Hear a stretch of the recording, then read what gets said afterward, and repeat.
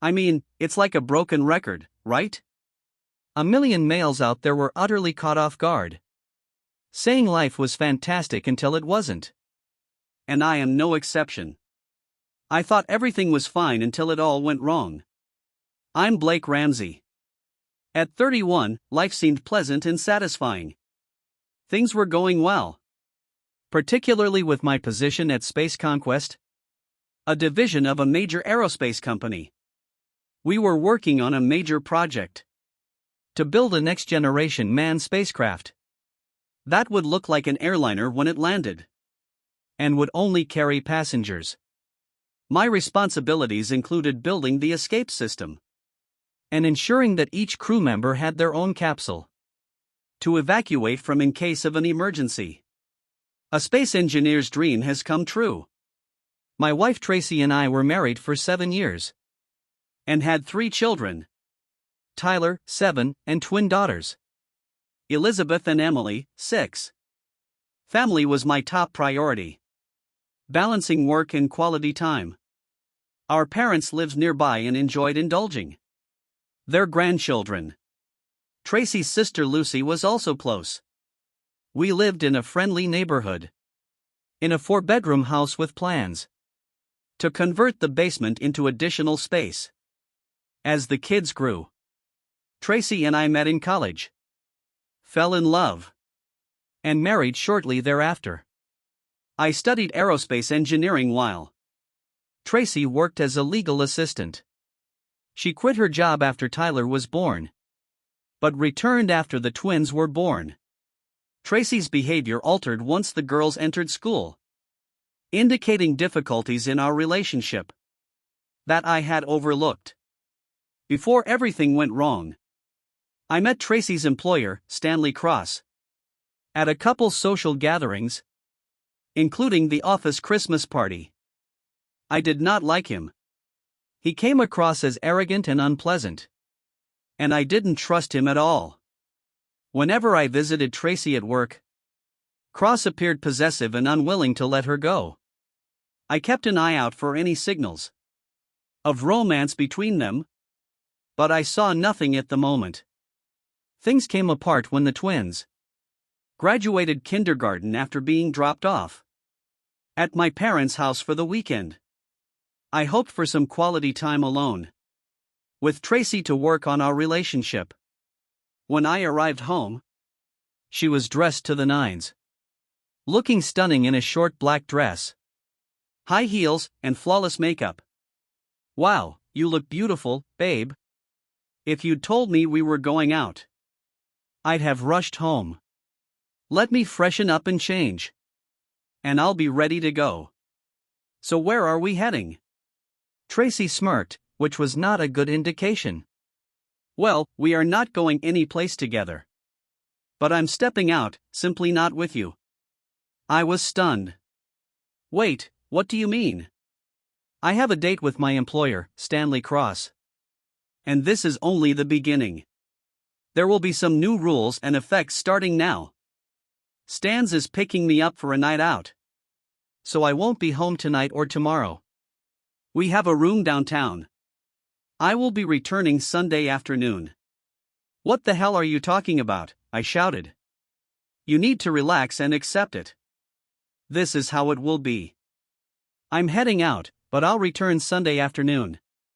If you walk out the door, don't even bother returning back." "No, Blake, I will be back. We're still married, and I still come home. But you have to comprehend. I need more. If you make this difficult, you will be the one who leaves.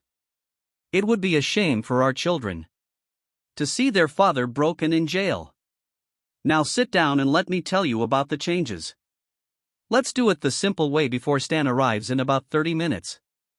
You will not be pleased if he has to explain. If that a-hole shows there in 30 minutes, he will leave with a broken nose in 31. Do not do that, Blake." Tracy spoke firmly for 2 reasons. First, you should know what he can do if you don't cooperate. Second, he will have Max with him. Max is his bodyguard and you don't want to mess with him. Touch Stan and you'll wind up in the hospital. I had not felt this thrill since I was a Marine in the Middle East. At first, I couldn't pinpoint anything. But then it struck me. I am being ambushed with my wife on one side, and Stanley Cross poised to enter the fray. I am trapped in the center.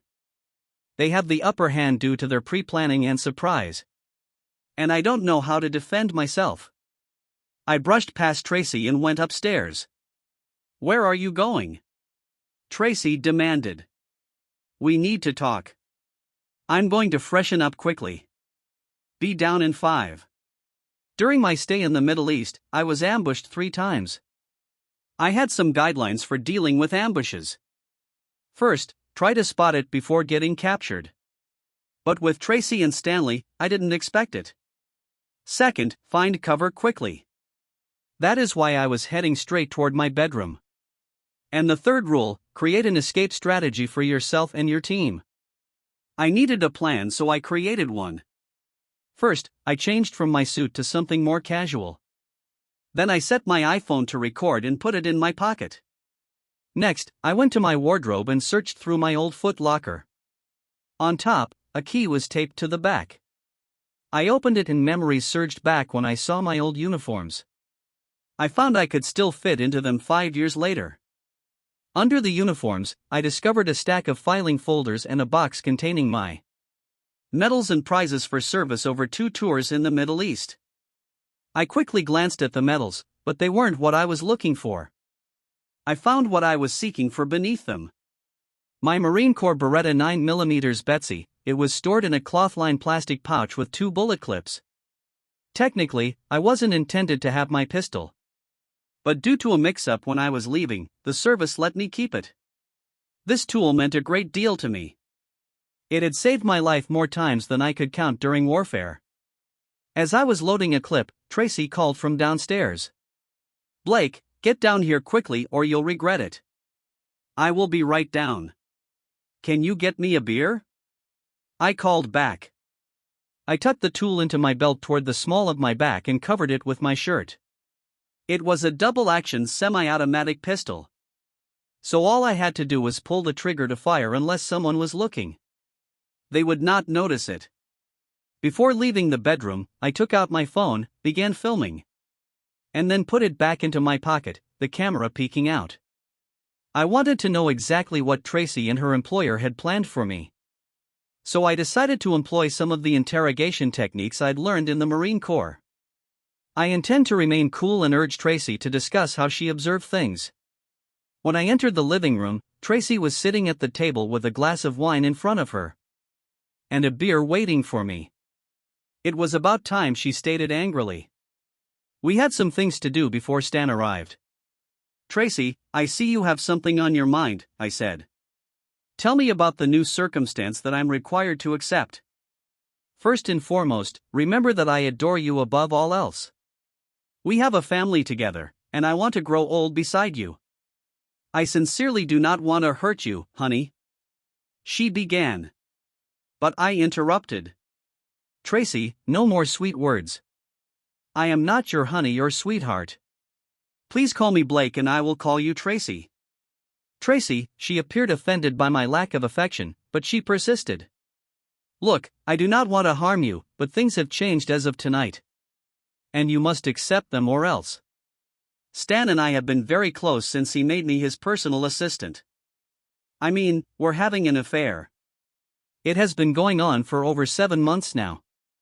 He started flirting with me shortly after I returned to work as a secretary.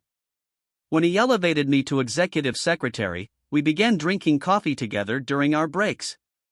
We began spending more time together. And his flirtation evolved into seduction. It was flattering to have such a powerful man interested in me. One evening after work, he made his move in his office. He grabbed me, kissed my neck, and the situation progressed from there. He's attractive, pleasant, and fit. It was difficult to resist. We ended up on his couch, and he was an experienced lover. I enjoyed it so much that I didn't want to quit. "So you didn't consider the consequences of being unfaithful to me?"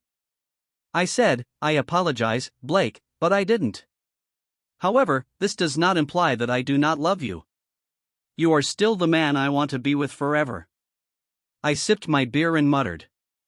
Good luck making that happen. Tell me, Tracy. I pressed on why after 7 months of hiding around, you were suddenly coming clean. You could have kept it going indefinitely, right below my nose. Until now, Blake, we have been keeping things under wraps. Meeting in Stan's office, limo, and daytime hotel rooms. But we're tired of the secrecy. We want to be transparent about our relationship. This includes spending evenings together, going out in public, and traveling as a couple.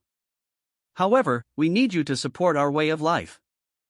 I took another sip of my beer and said, well, good luck with that. No, Blake, Tracy leaned close and tried to hold my hands. We aren't getting divorced. We are staying married. You simply have to accept that, Stan, and I will spend a lot of time together. I'll be staying with him overnight a few times a week. We'll take weekend getaways. And I may even accompany him on longer travels to Europe or the Caribbean. And as his personal assistant, I'll get to travel with him, meet important people, and accompany him to business meetings and social functions. Stans pays me nicely. It will be beneficial for us. Think about the perks. Assume the vacations are the kids' college funding. We're finally finishing up the lake cabin like we've always wanted, I shot back. Do you honestly think I'd want any of that? Paid for through Stan Lee's company, 403. I am not 403. Tracy snapped back. Her voice filled with rage. I'm a key member of the company. Stan relies on me to operate his legal practice. Closeness is simply one aspect of the deal. When you are with a powerful man like him, I am honored that he would choose me as his mistress. You should be too. And let's be honest, this fling is unlikely to last forever. I would estimate that it will run its course in 2 or 3 years. Then everything will return to its previous state. I'll be your loving wife again. And I'll enjoy our family for the next 50 years. So here's the thing. Stan wants to be friends with you. He believes we can share me so long as he gets what he wants. And you follow his rules. He knows I still love you and want to be personal with you. He even suggested you have your moments with me.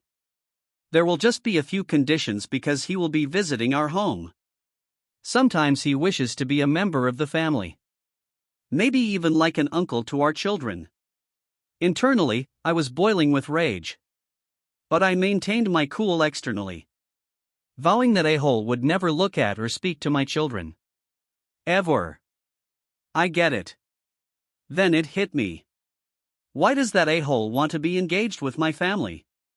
Doesn't he have his own Stans married to a younger woman from a wealthy family? Tracy revealed that their marriage is primarily about convenience.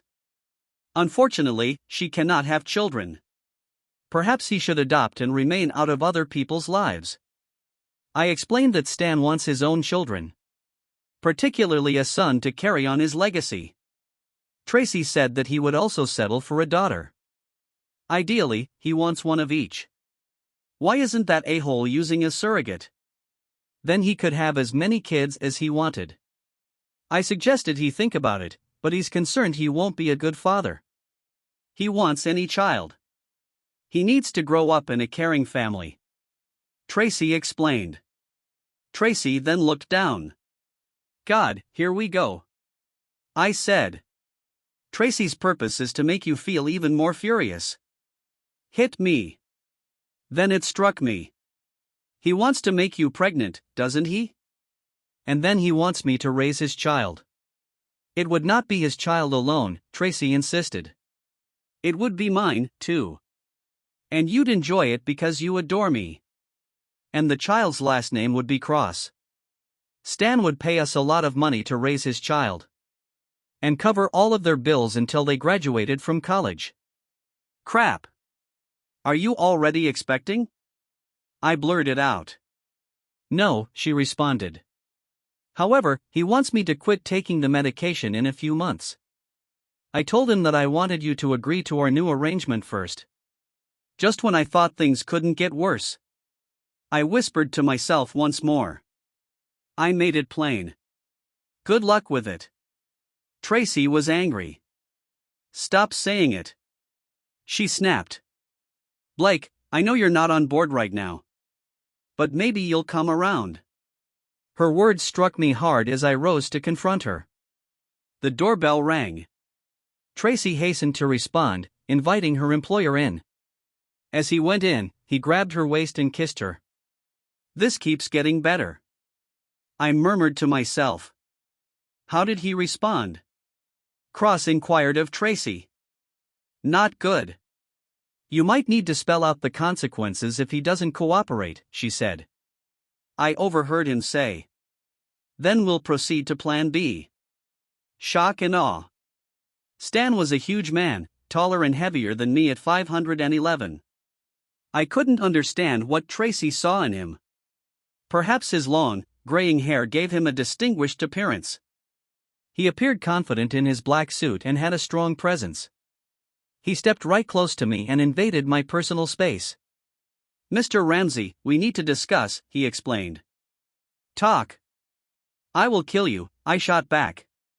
You could try, but my driver will definitely stop you before you get too far. By nightfall, you would be in jail, so sit down. He placed an order. I looked out the door and saw a large man waiting on my doorway. I was not afraid, but I wanted to hear him out, so I grudgingly sat down. Good. Now we can chat like adults. Your wife's appointment as my personal assistant came with certain additional responsibilities. Yes, I am talking about proximity.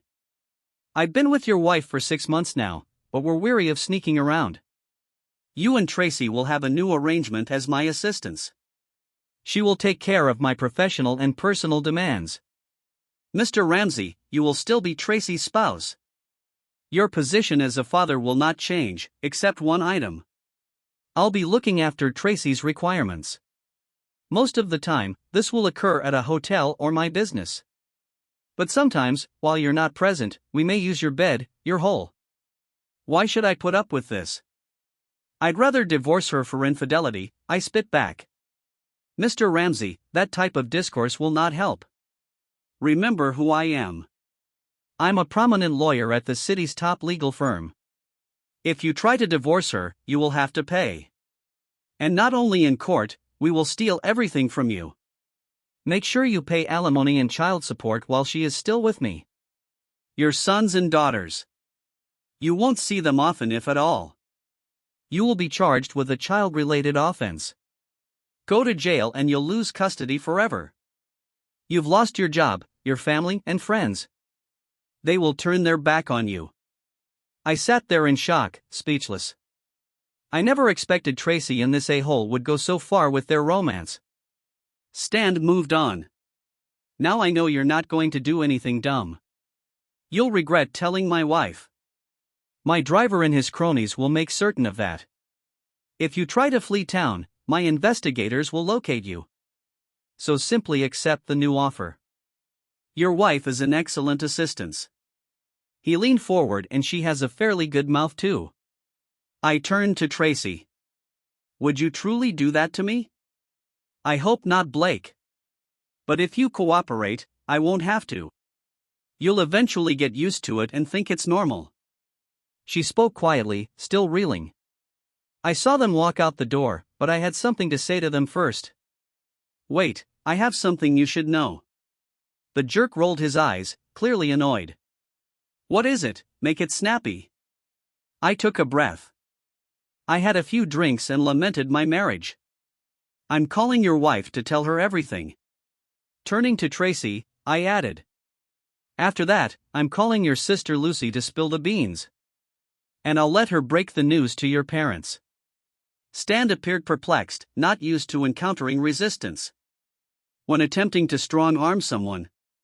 What was that? He questioned. Without repeating myself, I left bright and early on Saturday.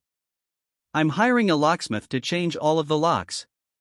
Tracy was now paying close attention, attempting to understand the situation. After the locks are changed, I'm going to Kate's apartment down the street. She's been brazenly flirting with me since her husband died a few months ago. She's older than you and not a supermodel, but she's got an amazing physique. She even modeled a bikini for me once. Until an hour ago, I would not have considered seeing anyone else. But do things change? Tracy appeared hurt and stammered. Blake, you cannot do that, I went on. When you return Sunday, you will discover Tracy's belongings in the front yard. Every single part of it, clothes, shoes, cosmetics, jewelry, and even the wedding book. And no, not in trash bags. Better hurry and pick them up before the sprinklers go off at 4 a.m. Monday. Stan's temper was rising. His face became scarlet and his fists clenched as he realized his threats were meaningless. Tracy appeared pained. I added one more thing before wrapping up. On Monday, I'll meet with a divorce lawyer who will file for divorce on the basis of cheating, identifying you, Stanley, as a co-conspirator. In addition, we plan to sue you for interfering with our marriage and your organization for violating corporate policies, assuming a large organization like yours has any. Even if the cases are unsuccessful, they will damage your reputation. Stanley, the jerk, was furious. He tossed the overnight bag at the wall and marched toward me, invading my personal space once more. He stabbed my chest sharply with 2 fingers. I had to actually stop myself from punching back. Listen, you idiot. He began. You have no idea who you're fooling with or how brutal I can be when I want to ruin someone. I am Stanley Cross. I operate the area's largest law company. I could legally break you up in no time. By the time Tracy and I walk into our hotel, you'll be handcuffed for a variety of offenses. You might believe you can fight back if you are innocent. You cannot.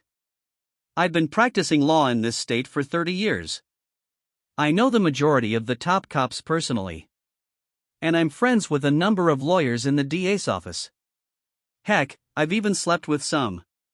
The majority of the judges in this city either owe me a large favor or are aware that I have dirt on them.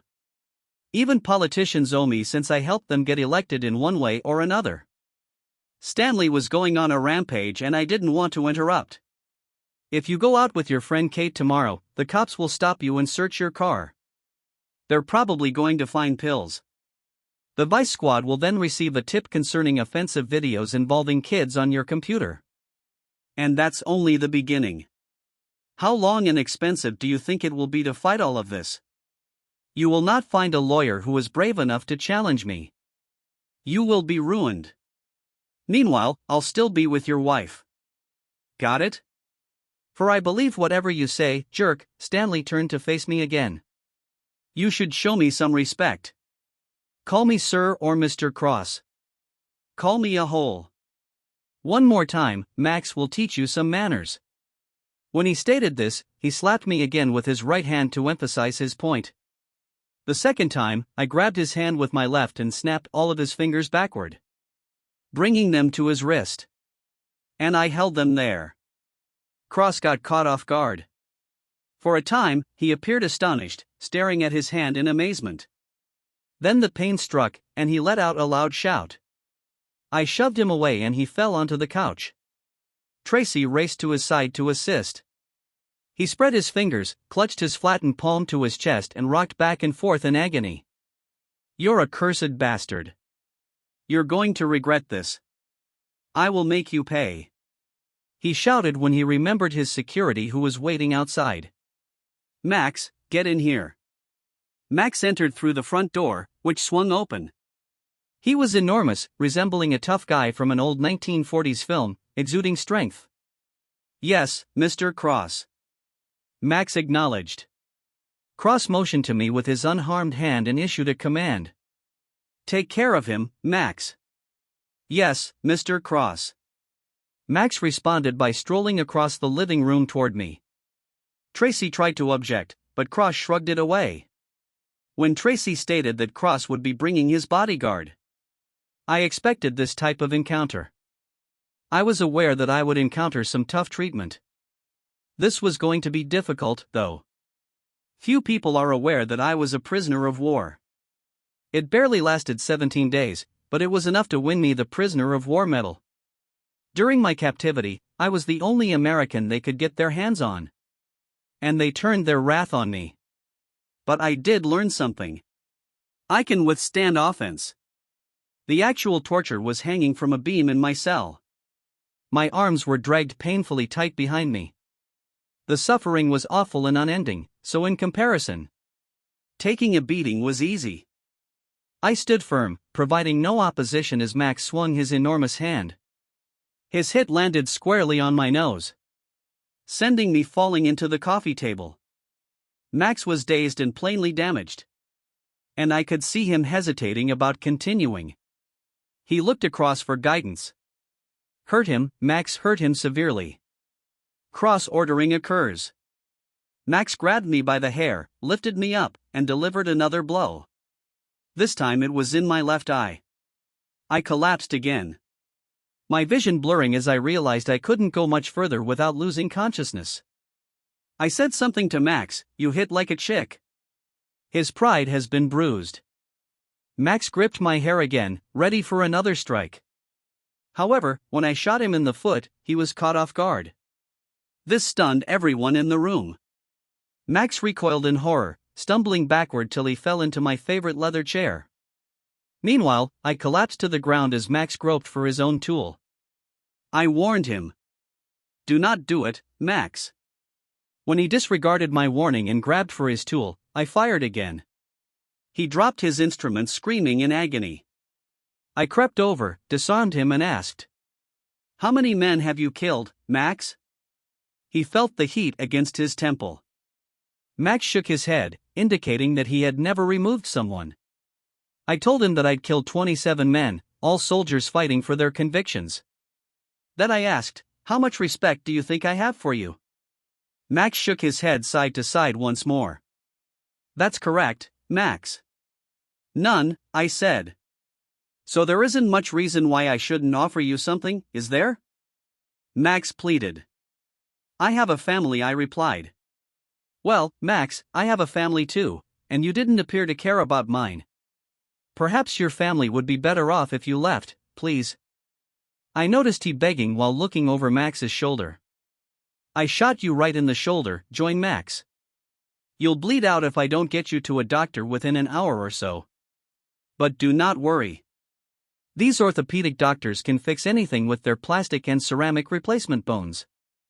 You might need to learn to use your left hand for certain tasks, such as eating, writing, or shooting. However, you will most likely experience mobility limitations with that arm for the rest of your life. And if you ever feel agony in that arm again, remember me. And if I ever see you again, I'll presume you're trying to hurt me." I will not hesitate to complete. Have you got it? Max nodded in understanding. I pushed his shoulder forward to examine the wound. Max Winston, pain. "Damn, Max," I mourned. "The bullet went straight through your shoulder. And my favorite chair. You're bleeding all over it. I'm not sure if I can clean it up or mend the hole. If I have to replace the chair, I will be even more upset than I am now. Playing with Max for so long was a mistake. Leaving an adversary behind me was a greater deal." Tracy's warning brought me back to reality. "Blake, be careful." I turned just in time to see Cross hurl a fireplace poker at my head. Luckily, my arm blocked the majority of the hit. But it shattered my forearm and knocked my tool away. Cross lunged for it, but I punched him squarely in the groin. He collapsed to the ground in anguish. I took my 9mm Mimi and pinned him down. "Open your mouth." I placed an order. Cross declined to comply. He tightened his lips and shook his head, expressing resistance. So I struck hard, resulting in a deep cut on his lip. His mouth opened and I pushed the object down his throat, making it difficult for him to breathe. "How's that for my version of shock and awe?" I mocked. "If you heard what I told Max, you'd know. I have officially destroyed 27 soldiers in combat. 7 of them were killed with this magnum. And before you start objecting, remember that this gadget only requires 4 ounces of pressure on the trigger. And I already have 2 ounces. I warned him with that cross, and he is now struggling. "Where is your cell phone?" I demanded.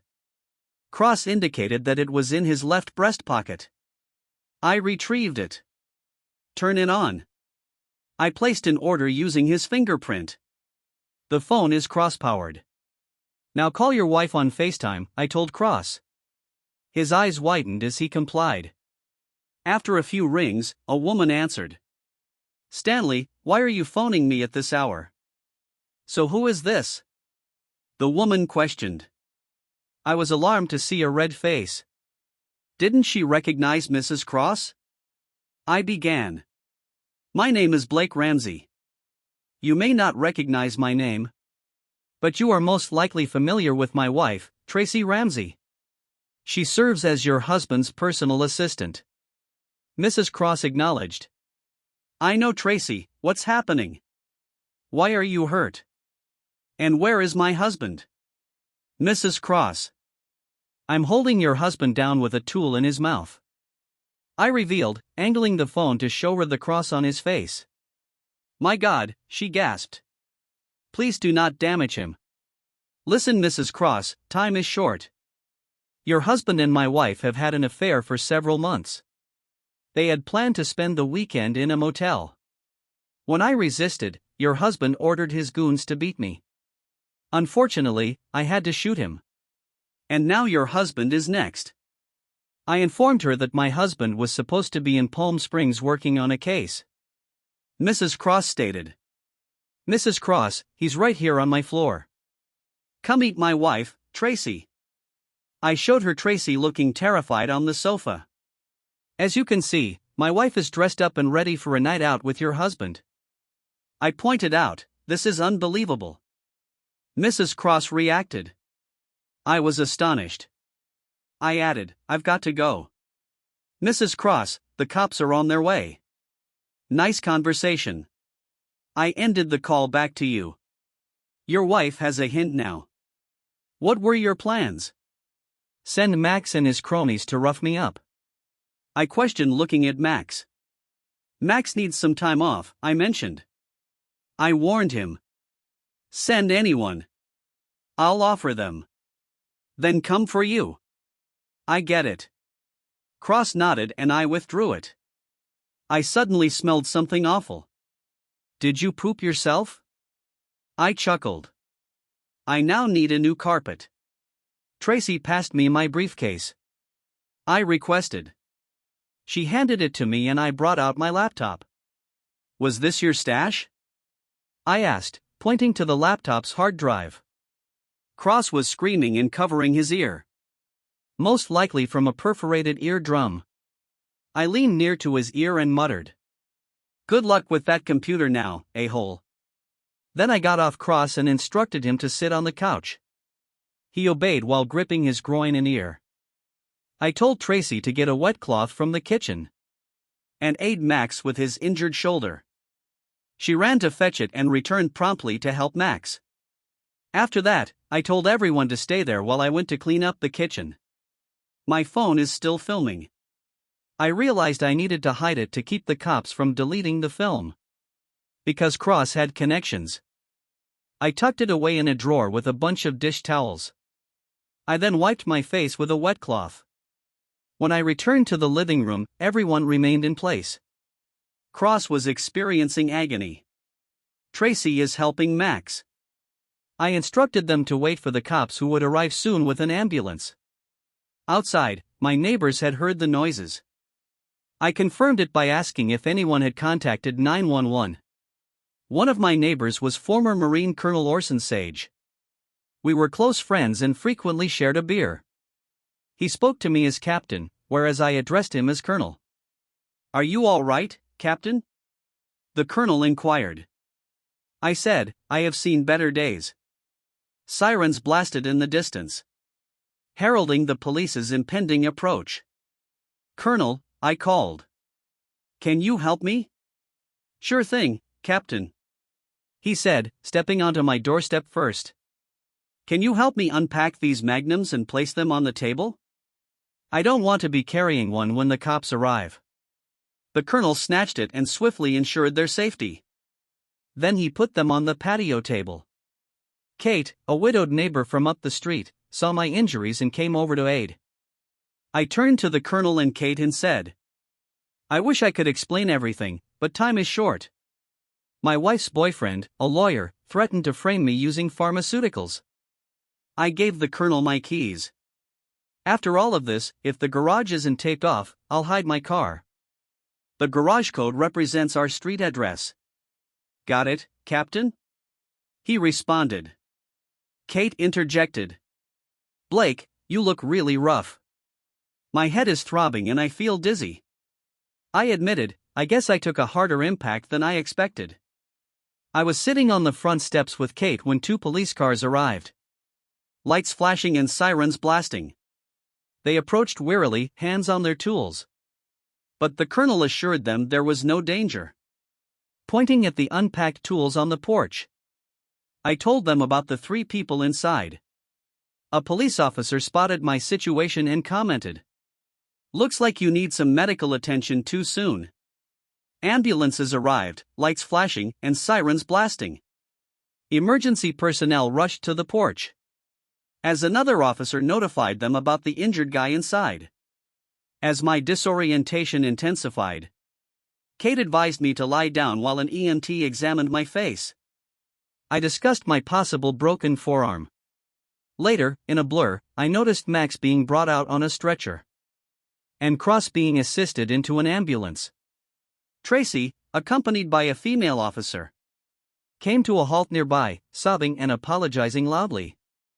But I rejected her, telling her, "Go to hell, Tracy." Before she was carried away, I either passed out or obtained pain relief, staying unconscious for 3 days. When I awoke, a nurse named Rose greeted me warmly. I am alone in the room. I inspected my injuries, which included a cast on my right forearm and gauze, and tape covering my left eye and nose. Aside from that, I appeared fine, connected to various machines. Dr. York kept me sedated for a probable minor concussion, allowing me to sleep until the morning. I awoke to discover my left wrist chained to the bed rail. Detective Sergeant Hartman indicated that I was being arrested on many offenses, including offense and magnum use. He added that my wife and 2 others had filed a complaint. Rose verified her knowledge of the situation after he had left. Dr. York assured me that I would heal and informed me that I had been transferred to a new ward.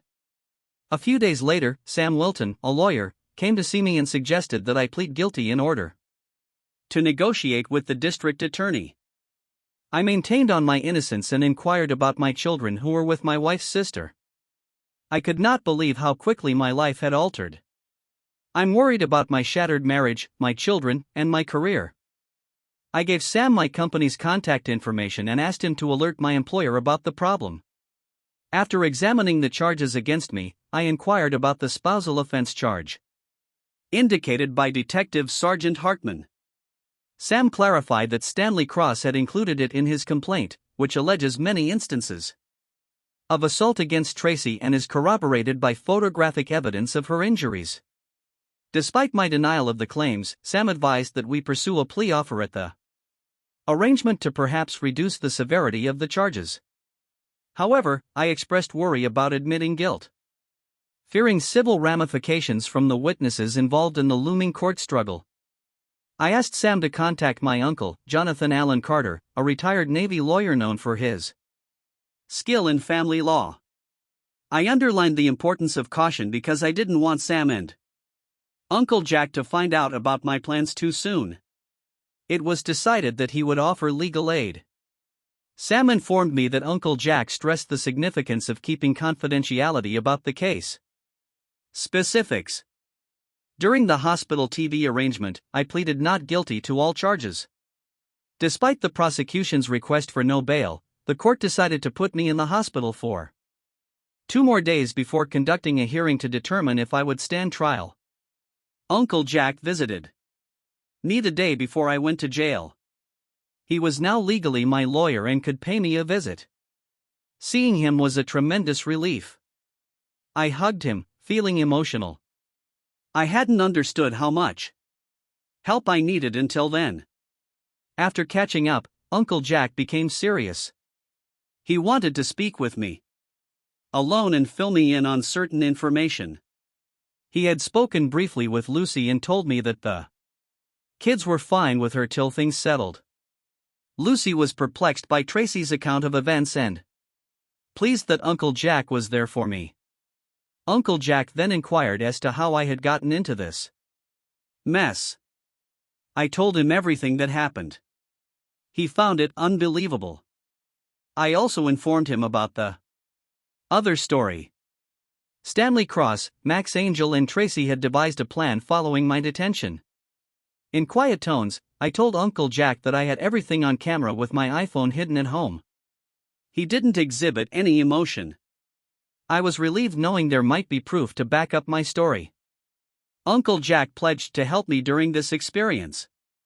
He suggested my primary focus should be on recovery while he worked on my case and investigated bail options. I agreed and asked him to keep an eye on my children. He pledged to stay in touch with Lucy. After leaving the hospital, I was hauled to jail. Uncle Jack remained silent for 3 days. Finally, I appeared before a judge with Uncle Jack. There, he battled for my bail, but I was ultimately placed under house arrest. Uncle Jack had arranged for me to remain in a gated neighborhood with him. However, I was unable to leave the area. Uncle Jack had ideas in the works, but he kept most of them a secret until they were carried out. He hired private detectives to assist him and assigned them to work on different leads. Retrieving my phone from my kitchen drawer was difficult because the restraining order prevented me from entering my home.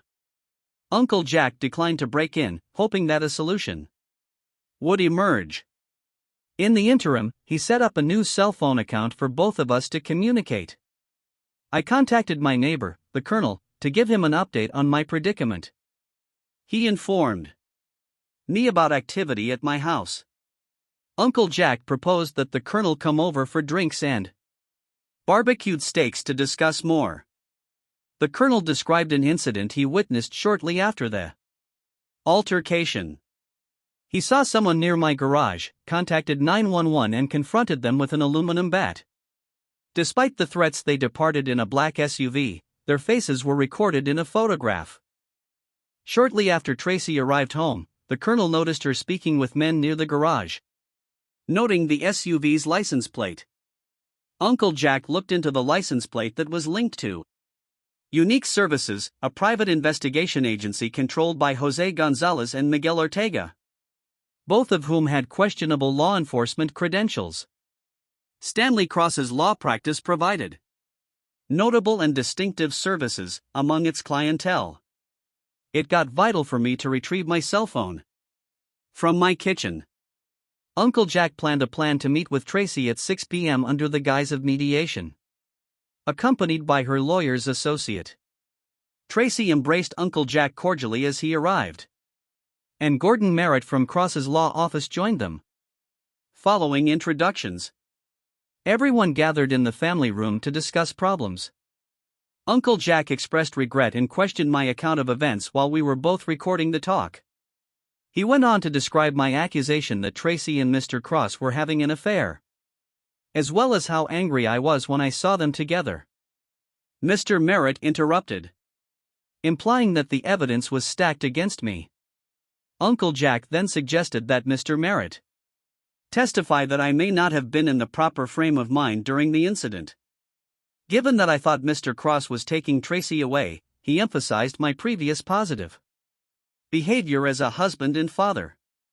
After thinking about it, Mr. Merritt suggested that they consider such a proposal.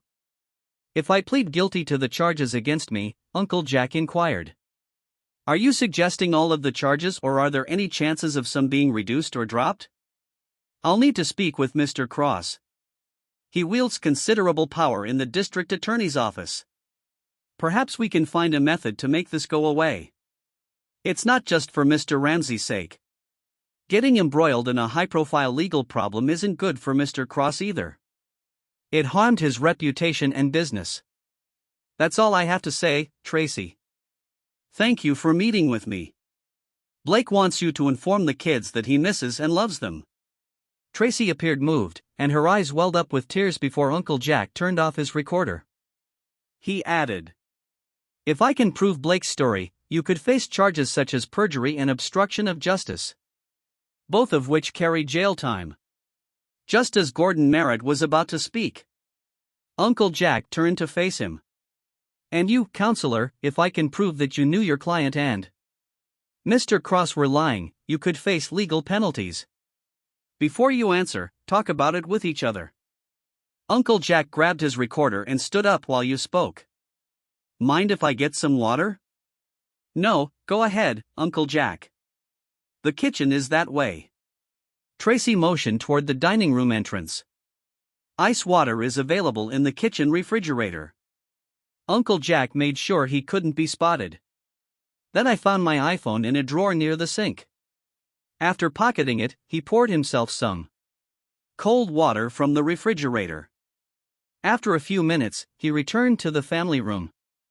"Tracy, do you have anything to add before I go?" Tracy looked anxiously at Gordon Merritt, who spoke out for her.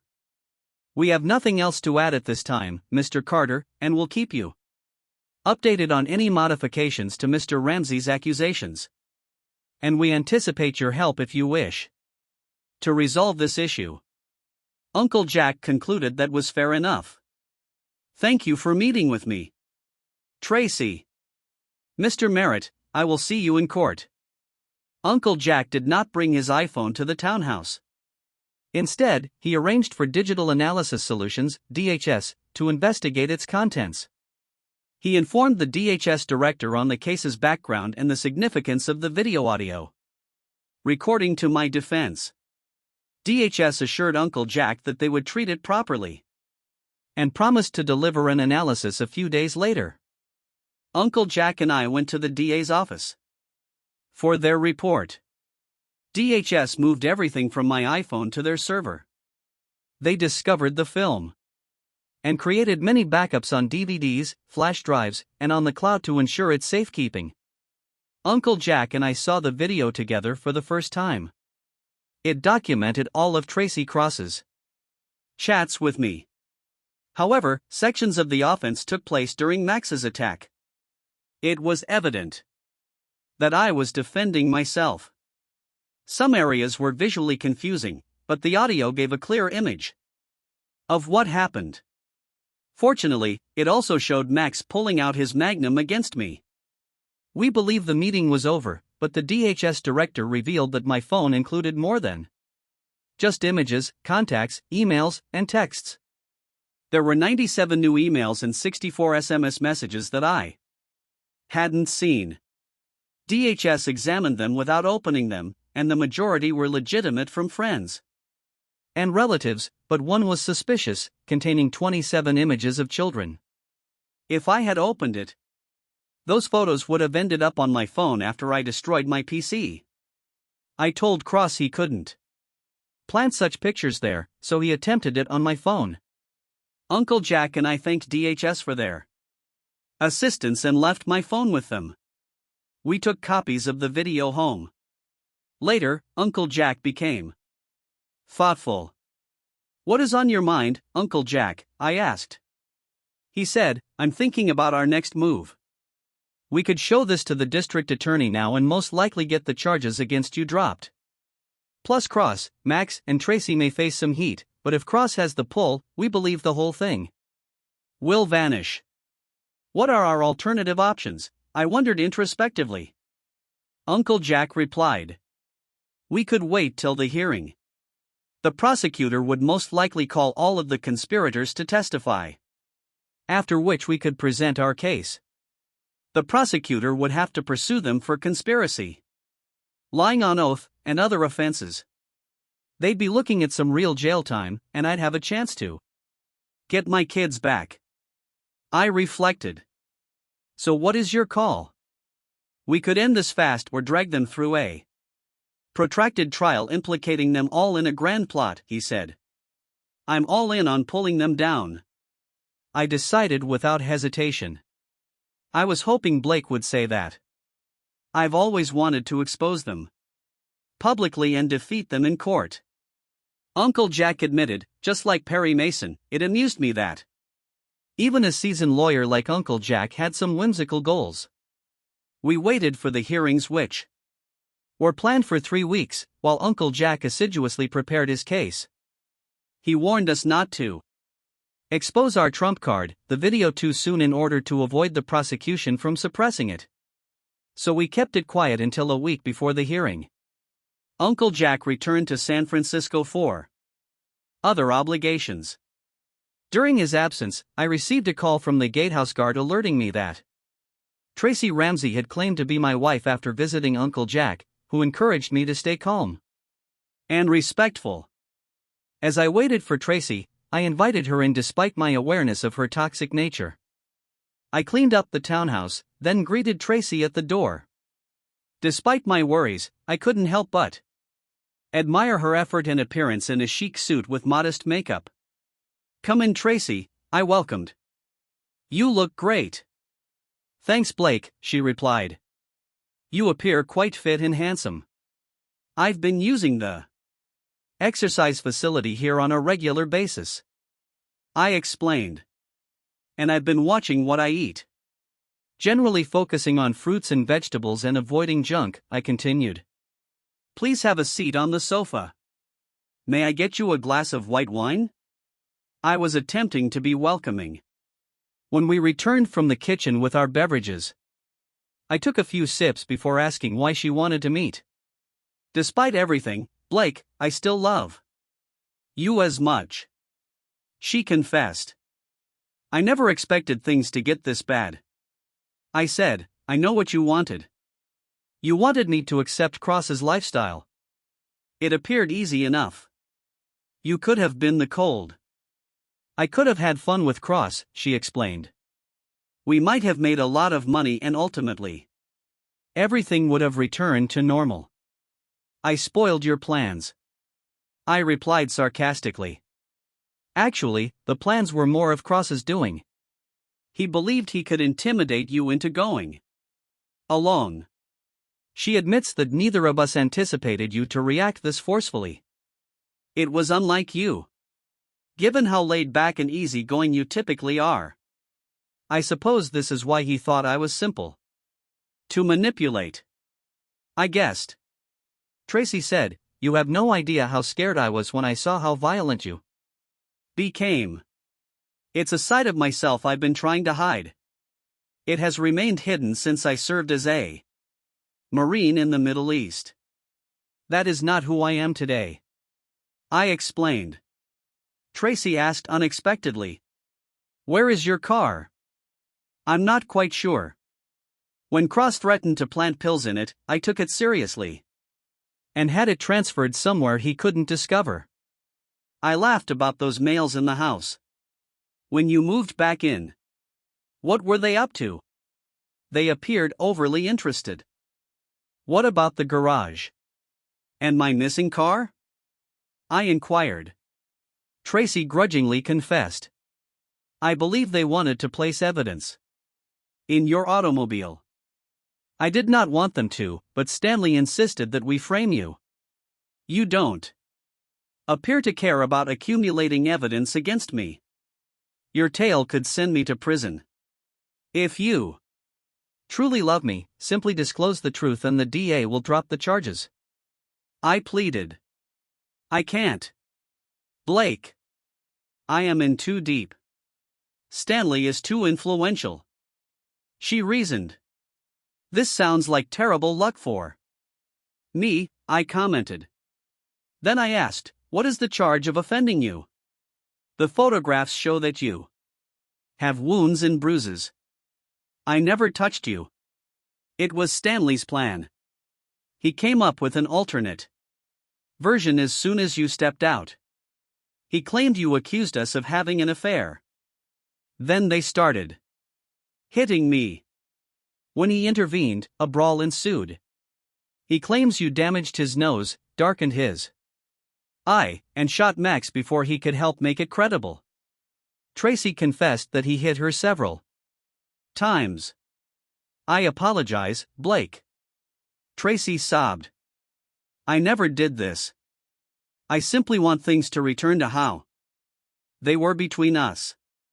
Well, that is not possible. I responded firmly. There is a way out, Blake.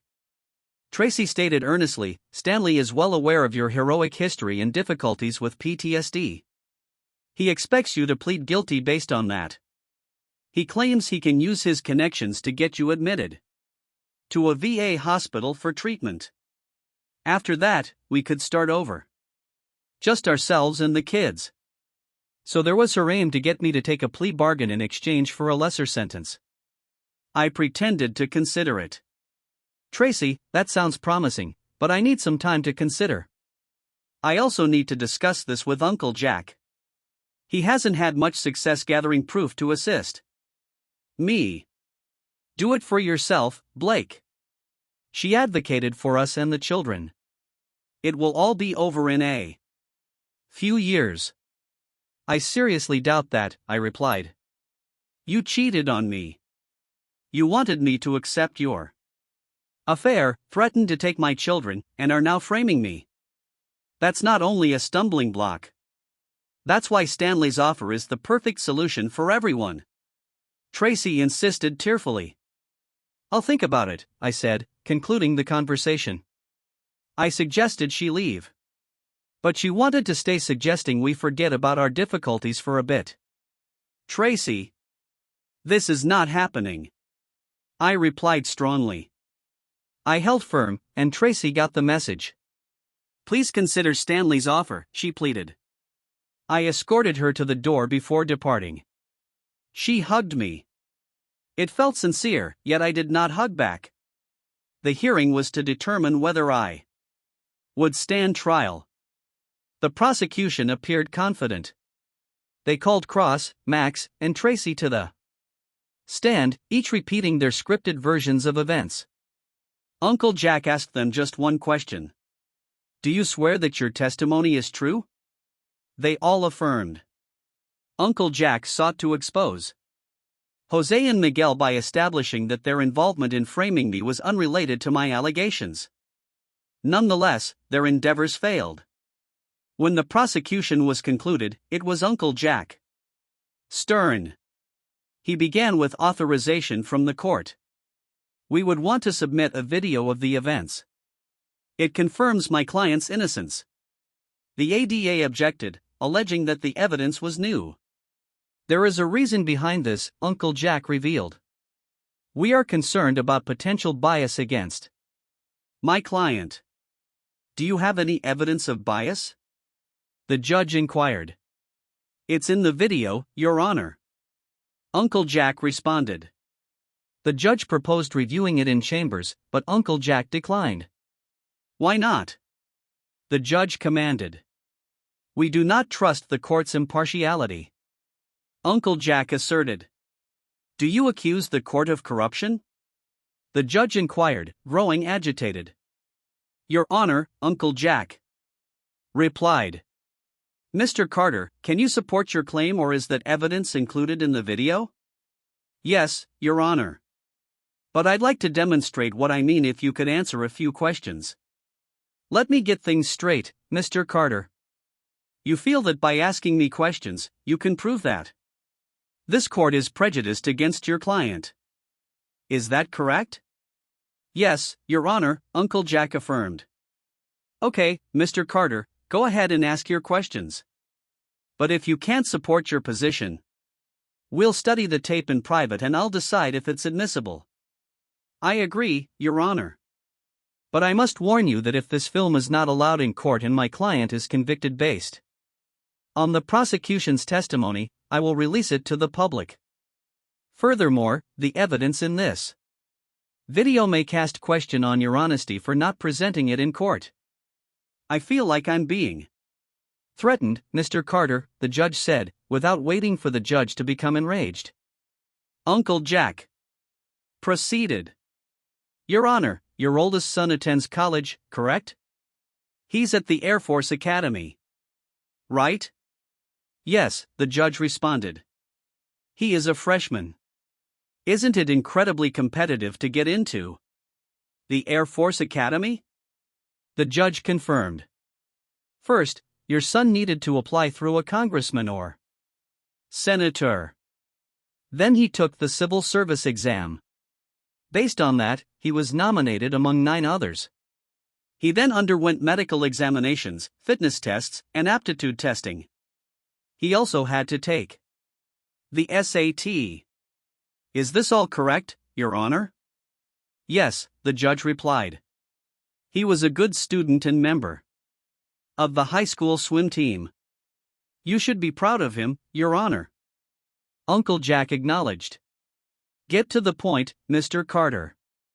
The judge advised that your son's application package contained 3 recommendation letters, correct? Yes. Mr. Carter, who composed the letters, Your Honor?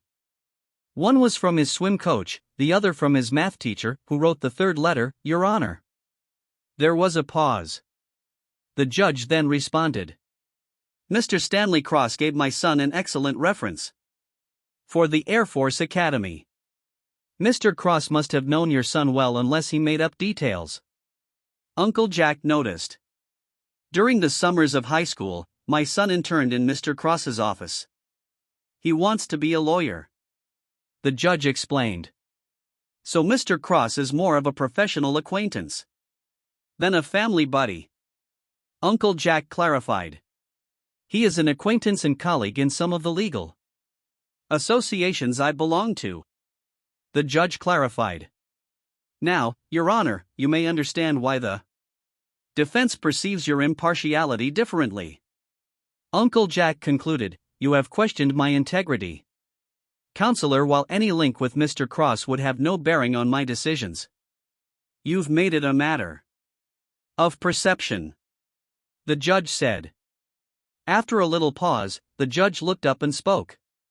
Play the video. Counselor. Uncle Jack signaled for the lights to dim and the screens to descend.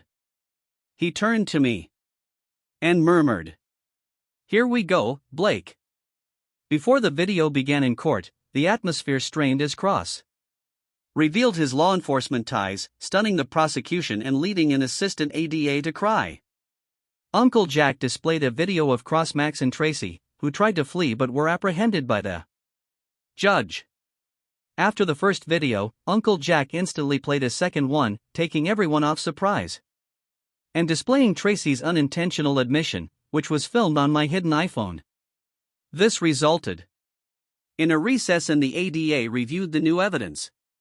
When the court reconvened, 3 prosecution witnesses were conspicuously absent. Instead of a substitute district attorney, the county's current district attorney was present. He took no time in addressing the court. Firstly, he stated that all charges against Mr. Ramsey had been dismissed. We believe he used self-defense against Mr. Cross and Mr. Angel. It was forceful, but it was deserved. Second, my office has filed arrest warrants for Mr. Stanley Cross, Mr. Max Angel, and Mrs. Blake Ramsey for a variety of charges, including conspiracy, perjury, making false statements, and obstruction of justice.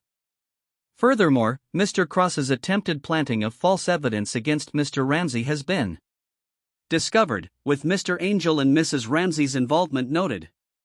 We are also in the process of apprehending 2 people implicated in these attempts.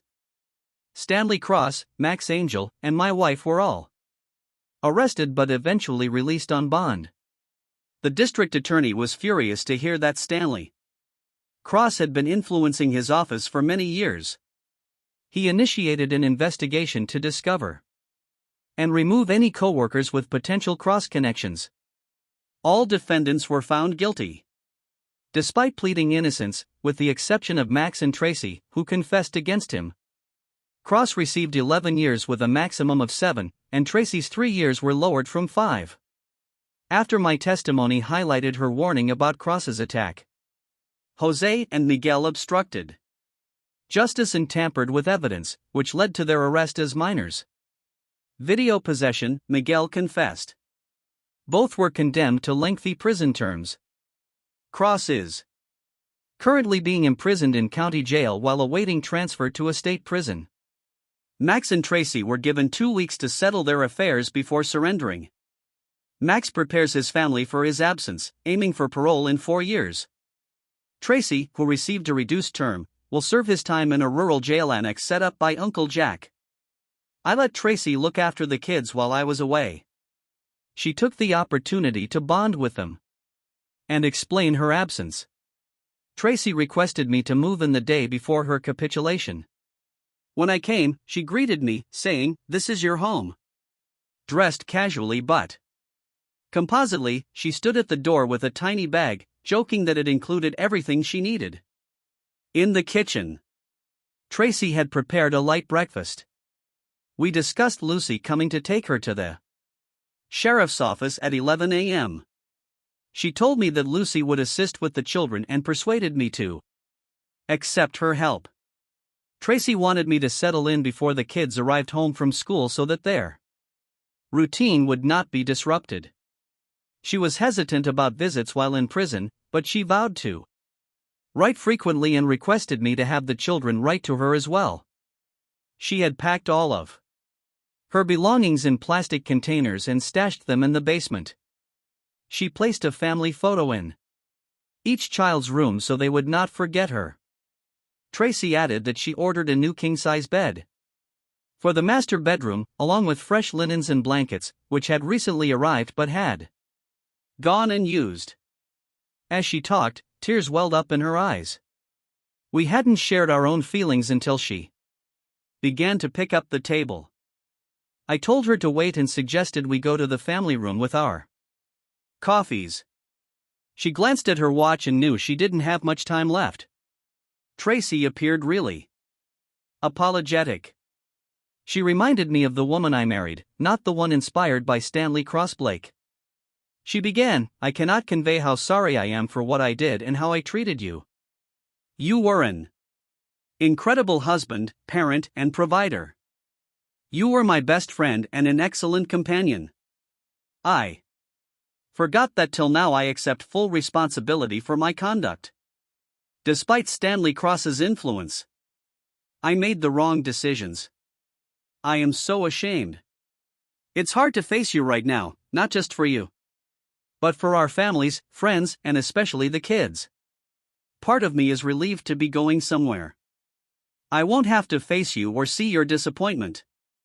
I know you won't forget, but I hope with time it'll fade and you'll forgive me. That's what I'm holding on to now."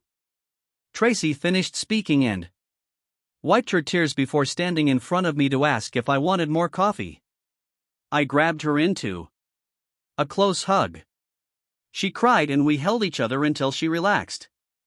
When Tracy heard Lucy's car honk, she knew she had to leave.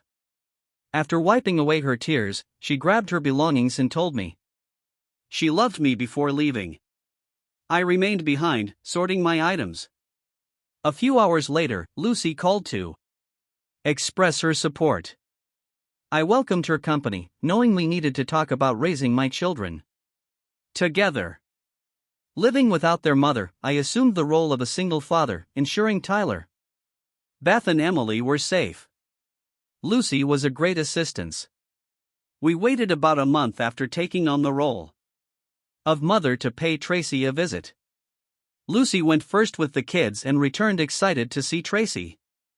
Lucy described a comfortable visiting space within the prison which alleviated our concerns.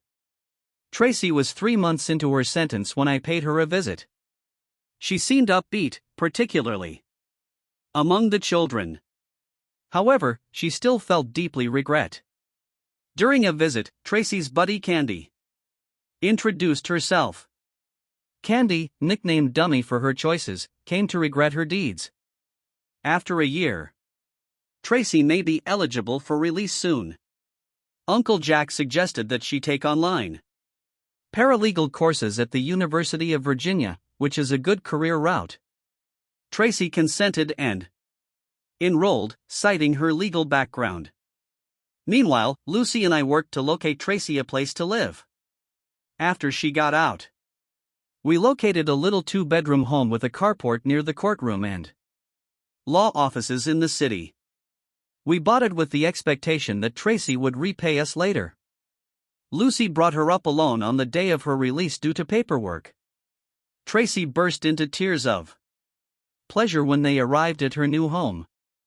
Her family and mine were present to welcome her, as were Uncle Jack and his wife. The children gave her a tour of the house and prepared her dinner. On the balcony, Tracy expressed her gratitude to everyone for welcoming her, despite the fact that her previous uncle assisted her in setting up job interviews with several law companies for which she was grateful. After Tracy settled down and began working at the law business that Uncle Jack recommended, she invited me over to dinner. She prepared my favorite supper, meatloaf with potatoes and peas. During supper, we avoided discussing the past and instead focused on other things such as the kids' work and the weather. After supper, we proceeded to the family room where Tracy was playing soothing background music from the music channel on the television. I invited you over tonight, Blake. She began because I wanted to speak about us, or rather you and I. What do you believe will happen to us? I'm unsure what the future holds. I said, I don't have a crystal ball either, Tracy. But this is what I believe is most likely. We'll keep raising our kids as a team. They need you as much as they do me. Having you back home has lightened my load quite a little. I now have some free time that I didn't have before, and I'm sure you'll love having some alone time without the kids.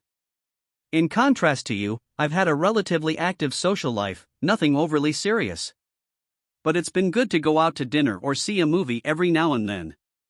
I believe you will appreciate being more socially involved after you have established in. Do you ever want to be with me again, permanently? Tracy inquired whether you meant getting married again. No, I replied. I've been through too much to consider marrying you again, but I've moved on from what happened and I'm looking forward to always being friends with no romantic attachment, but that's as near as we'll ever get. Tracy looked down, tears welling in her eyes.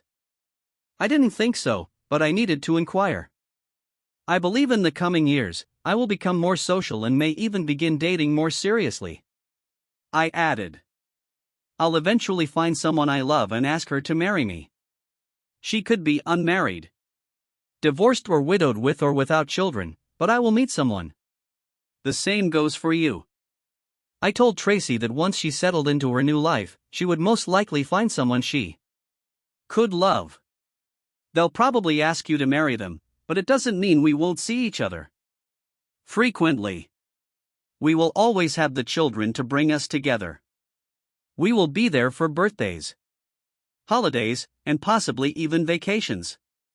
In the future, there will be graduations and weddings. That's all we can aspire for in terms of being together. It's definitely more than I deserve, Tracy said sadly, but I can accept that future. Before you depart, I want you to know how grateful I am for the way you've treated me since I returned home.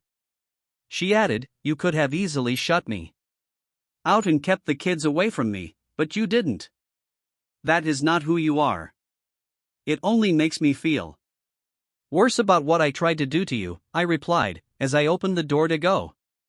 You may not have noticed, Tracy, but I have forgiven you. I harbor no grudges against you, and I hope that you will be able to forgive yourself with time, perhaps eventually, but not anytime soon. Tracy replied. We hugged each other and held on for several minutes without saying anything. Then I let go. I stepped outside into the fresh air, located my car, and drove home without saying anything else. What are your opinions about this story? Please let me know in the comments below. Now for the following story. Please enjoy. I discovered my wife's infidelity in July and I've been living in a personal hell ever since. It was completely unexpected. I would have never suspected it. Initially, I could not believe she was capable of betrayal. For nearly 8 years, our marriage had been a source of great joy for me. Renowned psychiatrist Elizabeth Kubler-Ross famously argued that People confronting death or another traumatic event go through 5 emotional stages: denial, anger, bargaining, depression, and acceptance. I remembered this framework from a psychology lecturer in college. Denial is the initial step, and I found myself completely immersed in it. If Sherry had been unfaithful, our marriage was almost certainly over, but I fought to accept the unpleasant fact. I wondered if I would go through each stage of sorrow over the death of our love. And if, even after acceptance, the pain and heartbreak would haunt me permanently. I met Sherry during my college years. I was studying in computer science and was required to work in English class as part of my program. The prospect of reading literature and poetry by long dead authors bored me. Like the archetypal computer nerd, my mind was already racing with lines of code and ideas of where the next party would be. I was tall and gawky, and my social life was, to say the least, disappointing.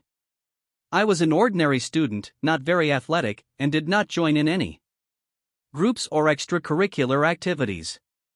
But I excelled at computers. Everyone recognized me, but they couldn't remember my name. My romantic life was similarly humdrum. It included a brief affair with Lillian Morris upon high school graduation. I believe she pitied me. We lasted about 2 months until she moved on. After Lillian, my fellow computer geeks and I would brag about our fictitious romantic escapades and speculate about the hot girl in class, knowing full well that it was all imagination. Then Sherry came along. She sat next to me, speaking English, and her deep hazel eyes captured me right away. During that first lesson, I was too focused on her eyes to notice anything else. But as she went, I had a peek of the entire bundle. Sherry had shoulder-length blonde hair with a tiny curl, a lovely button nose, and lips that appeared to be smiling at all times. She was about 5'7", and while I'm not good at calculating bra sizes, I could see she filled out her shirt nicely. Her tight pants perfectly displayed her toned behind to me. She was perfect every day following that first meeting. I made it a point to sit beside her. After a month, she finally communicated with me. She commented on my calculus books and asked if I might tutor her. She explained that she was struggling with college algebra and needed to pass the class to graduate. I would have agreed to anything she requested. We started meeting in the library after class every Tuesday and Thursday. While I tried to remain attentive, sitting next to the most gorgeous female I had ever seen often reduced my mind to mush, yet something must have worked since Sherry received a B on her midterm exam. She was overjoyed when she found out her grade. She hopped up and down before giving me a happy hug. She kissed my cheek, and I thought my head was about to burst. I was in heaven. Then, completely out of character, I blurted out, "Do you want to see a movie on Friday?" "Sure." "What time?" She responded effortlessly. "Wait, what?" I stammered. I answered, "Yes, dummy." I don't think my feet touched the ground on the walk back to my dorm room. I spent the remainder of the week in a delightful daze, even going to the store to get a new pair of Dockers and a polo shirt for the occasion. My nerd buddies mocked me mercilessly, but I accepted it all with a smile. I was counting down the minutes until our date, and I somehow made it through till Friday night finally arrived. Our first date was to see the most recent Halloween flick. I know it's not the most advanced option. It was a standard slasher film, complete with blood, dismemberment, and dumb individuals. I assumed she'd end up clinging to me in fear, but that was not the case. Nevertheless, we had a great time. Sherry and I murmured predictions about which character would die next. She was correct more often than I was. Later, she gave me a short goodnight kiss on her porch. By the fourth date, she had invited me to her dorm room, and it was the first time we were intimate. It must have been beneficial for her because she invited me back up after our next outing. We officially became a couple after that. Surprisingly, we found we had a lot in common. We watched the same movies, read the same books, and preferred the same meals. After a few months, I became profoundly in love. As finals approached, I was confident she felt the same way. We were ecstatic shortly before Christmas break while resting on her bed. I told her I loved her and thought she was the best thing that had ever happened to me. She smiled and replied, "I love you too." Life was perfect, despite the fact that we did not have any classes together. During the spring semester, we continued to study together in the library after school. Our relationship resumed exactly where it had left off after the break. We spent spring break together, growing stronger by the week and renting a cabin by the lake. My plans included hiking and fishing, but I don't think we left the cottage all week. On the last night, I went down on one knee and proposed. She said, yes. We graduated 3 months later and got married 5 months after that. After graduating school, I got a job in computer security. Our company specialized in integrating security software for small enterprises, often with 10 to 50 workstations. My responsibilities included writing code to allow various systems to communicate properly. My boss, Clinton, started the company a decade ago with only 2 people. Through a series of mergers and acquisitions, the company grew to over 50 workers and was thriving. Clinton was not only a superb boss, but also an excellent mentor. After I had been with the company for around 5 years, Clinton received an offer to sell it. He indicated that a major venture capital firm in town required our specialization in the small business sector to supplement a larger computing division. The offer was too good to pass up, so he sold the company. Part of the deal was that we all kept our jobs and Clinton stayed on as manager. The changeover was effortless. We never met the new owners, and Clinton continued to run the business, as usual. Work continued undisturbed. Sherry, on the other hand, got a job soon after graduation with Dr. Albert Barnes, a dentist. She assumed the post of office manager. Dr. Barnes, a nice elderly dentist, reminded me of the absent-minded professor, replete with the funny glasses perched on the point of his nose that he was constantly losing. Dr. Barnes, despite his frequently puzzled appearance, was a dental expert. His abilities were unsurpassed in the area, bringing patients from long distances who could arrange an appointment. When Sherry started, the office was disorganized. Bills were unpaid, files were misplaced, and billing systems were out of date. In short, it was a complete disaster. Sherry took on the challenge of rejuvenating the doctor's practice, and her efforts had remarkable results. Within 3 years, the doctor's office had become the envy of the community. Revenue surged, employee turnover has eliminated. Morale reached an all-time high, and the doctor's appearance improved. Sherry was the driving force behind these tremendous improvements, and I couldn't have been prouder. Following our wedding, Sherry and I moved into a cozy apartment near my employment. We opted to advance our jobs before establishing a family. We made it a custom to go on vacation every year on our anniversary. We were only able to visit our lakeside cabin at first due to monetary concerns. However, as time passed, our trips improved. One unforgettable year, we even spent a week at Walt Disney World in Florida. After 5 years of apartment living, we began looking for a house. After a few months of hunting, we discovered a small home with plenty of room for our future family. We purchased it and moved in. We're eager to begin this new chapter in our life. Sherry, 7 years into her job, returned home full of excitement. Her outstanding managerial and organizing abilities at the doctor's office had not gone unnoticed.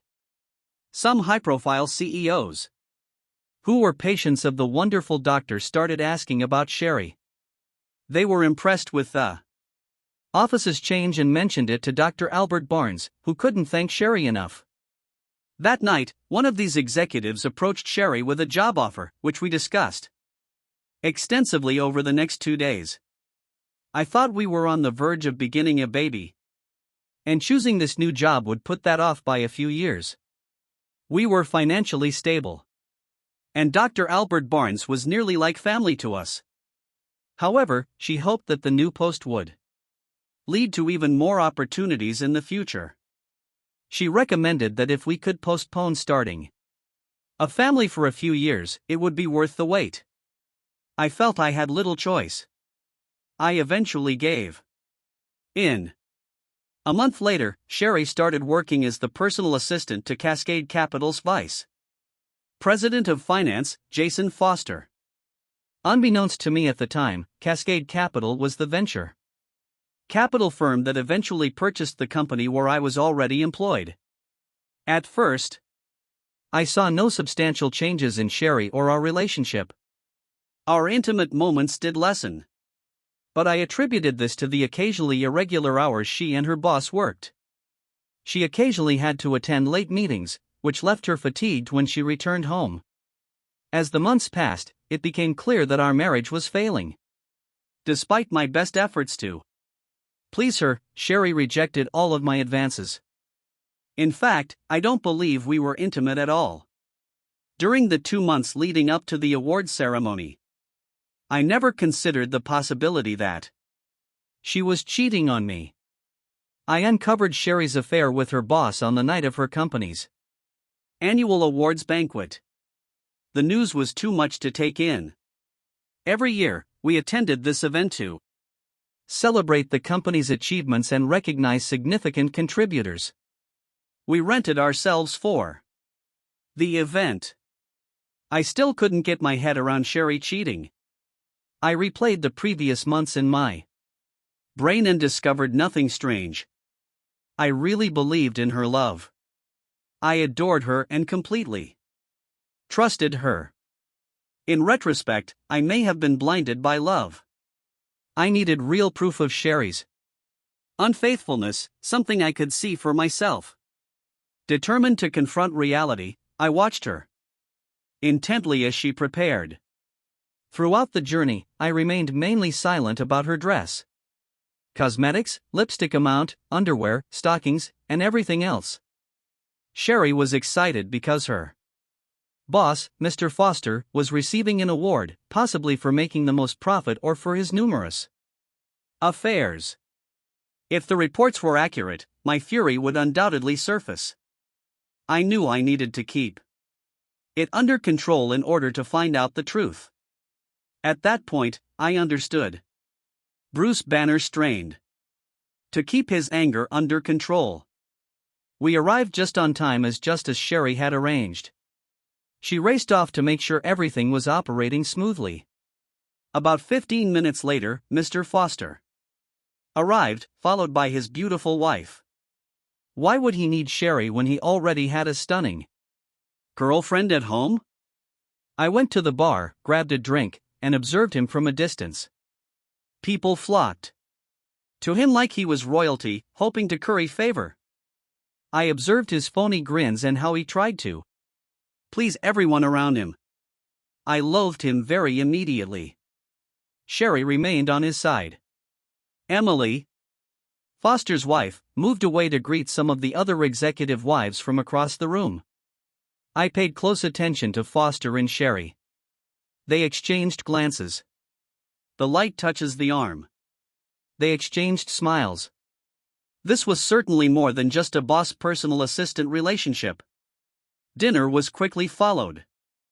Foster and his wife sat at the head table while we were seated at another close table. Sherry selected the seat facing Foster. Thus began the usual tedious awards banquet. The main meal was plastic chicken, with pompous lectures serving as an equally unappealing dessert. After supper, the tables were cleared to make way for dancing. I tried to keep Sherry close, but she regularly claimed needing to help Foster with various things. Every time they were together, I tried to keep an eye on them. The distractions, such as Sherry's co-workers striking up talks, frequently made it difficult. Sherry and I did manage to dance a few times, both slowly and quickly, sometimes in tight embrace, and other times with space between us. By just after midnight, I was exhausted. I recommended to Sherry that we consider leaving, and after some hesitation, she consented. But she wanted one last dance on that evening, and my world crumbled.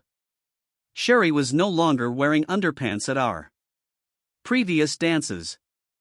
I could tell she'd been. I was devastated. She'd never gone without underwear in our entire relationship, even when I urged her to, but clearly she did it for him. We exchanged short goodbyes and drove home in silence.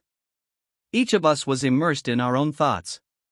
For me, it was a journey into my own hell. Sherry ran upstairs after returning home, claiming that she needed to take a shower before bed. I murmured a response that was no longer relevant.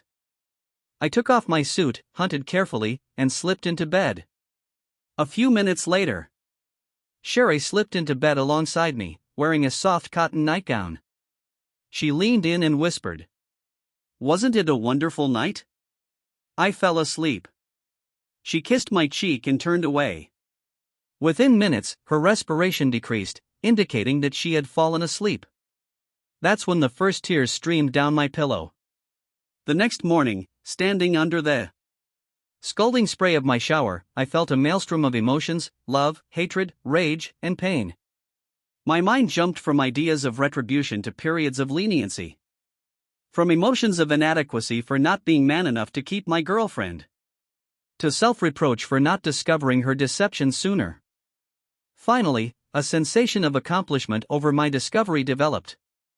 My ideas cascaded and collided, resulting in nothing but a deafening clamor in my head. By the end of the shower, one emotion reigned supreme: rage. I'd make him pay somehow. In the days that followed, I became preoccupied with how to make him pay for ruining my marriage. There had to be some way. I knew Sherry was also at fault. She'd lied to me. We betrayed our promises of fidelity. I retraced our relationship steps, wondering where it all went wrong. I wondered if I had lost her respect or if she had been persuaded by his wealth and power. I had trusted her and given her years of my life. Within her years, I was never able to reclaim. Both would pay. After a few days, the solution became clear.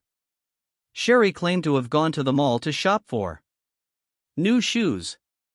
Her laptop remained unattended on the counter. If I could get into their company system, I might be able to make them suffer.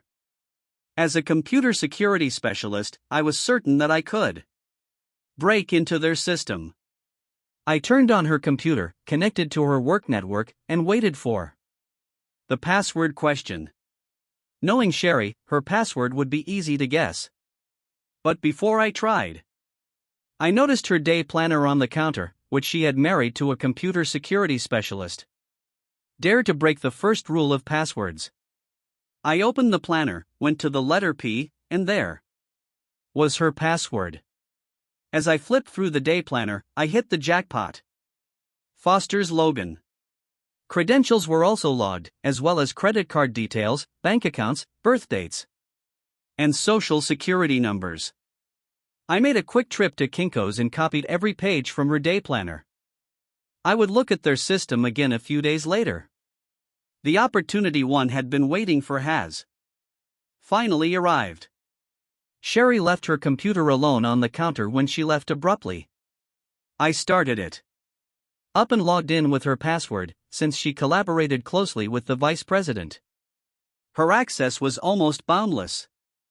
I could see payroll, purchasing, accounting, and the majority of the manufacturing systems, navigating to the email system. I took a quick glance. I wasn't interested in going through all of Sherry's emails, especially the ones involving her love life. I was already battling to maintain my composure. I was looking for a means to exact my revenge. In this maze of data, the accounting system drew my attention. It was unexpectedly simple and badly secured. My repayment answer might be hidden here. The purchasing system revealed that once an invoice was entered, it needed to be approved before being paid.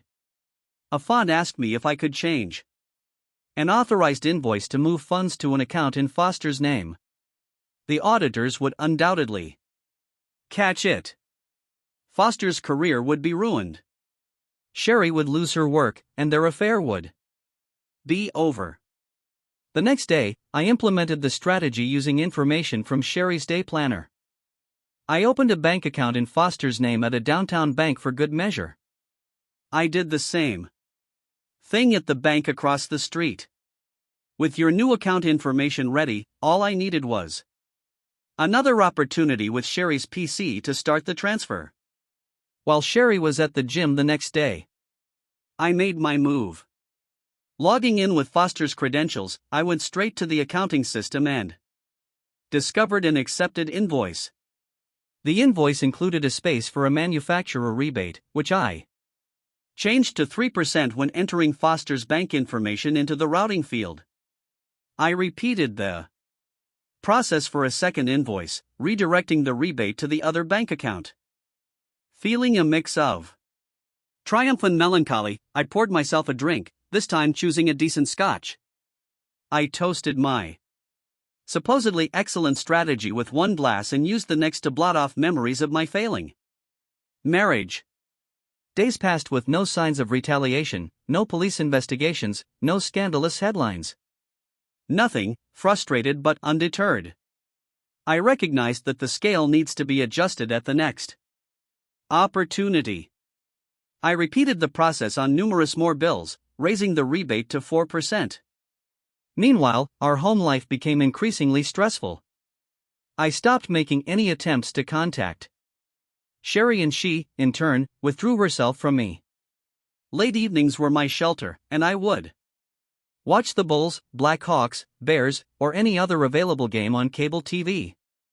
Sherry commented on my sudden interest in sports, to which I responded that these games were important and a regular topic of business conversations. My complicated plan was set. It was only a matter of time before their deception unraveled and came crashing down. I found it extremely difficult to even touch Sherry.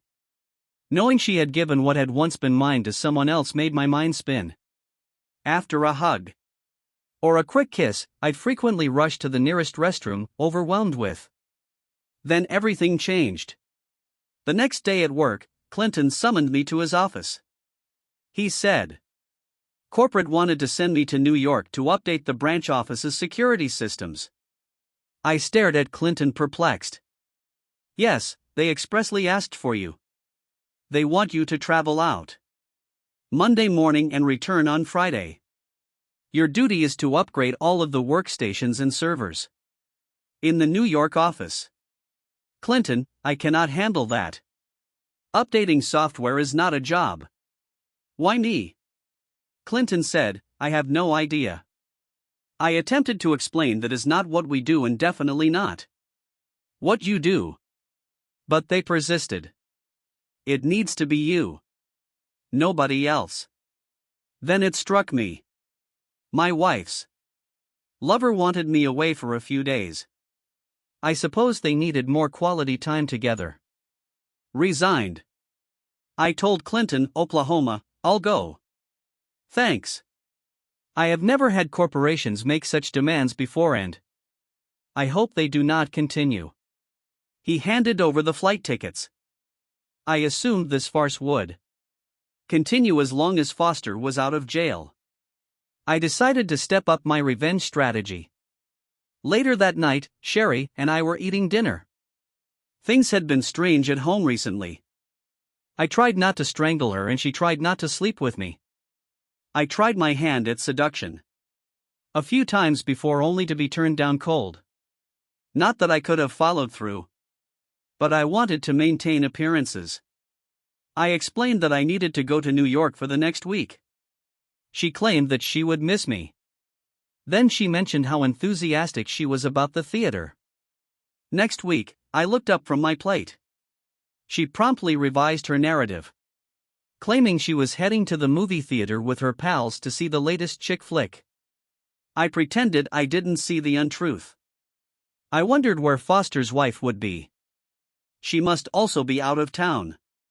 What excuse did he give her? I needed some scotch. I've started utilizing scotch as anesthesia more and more recently.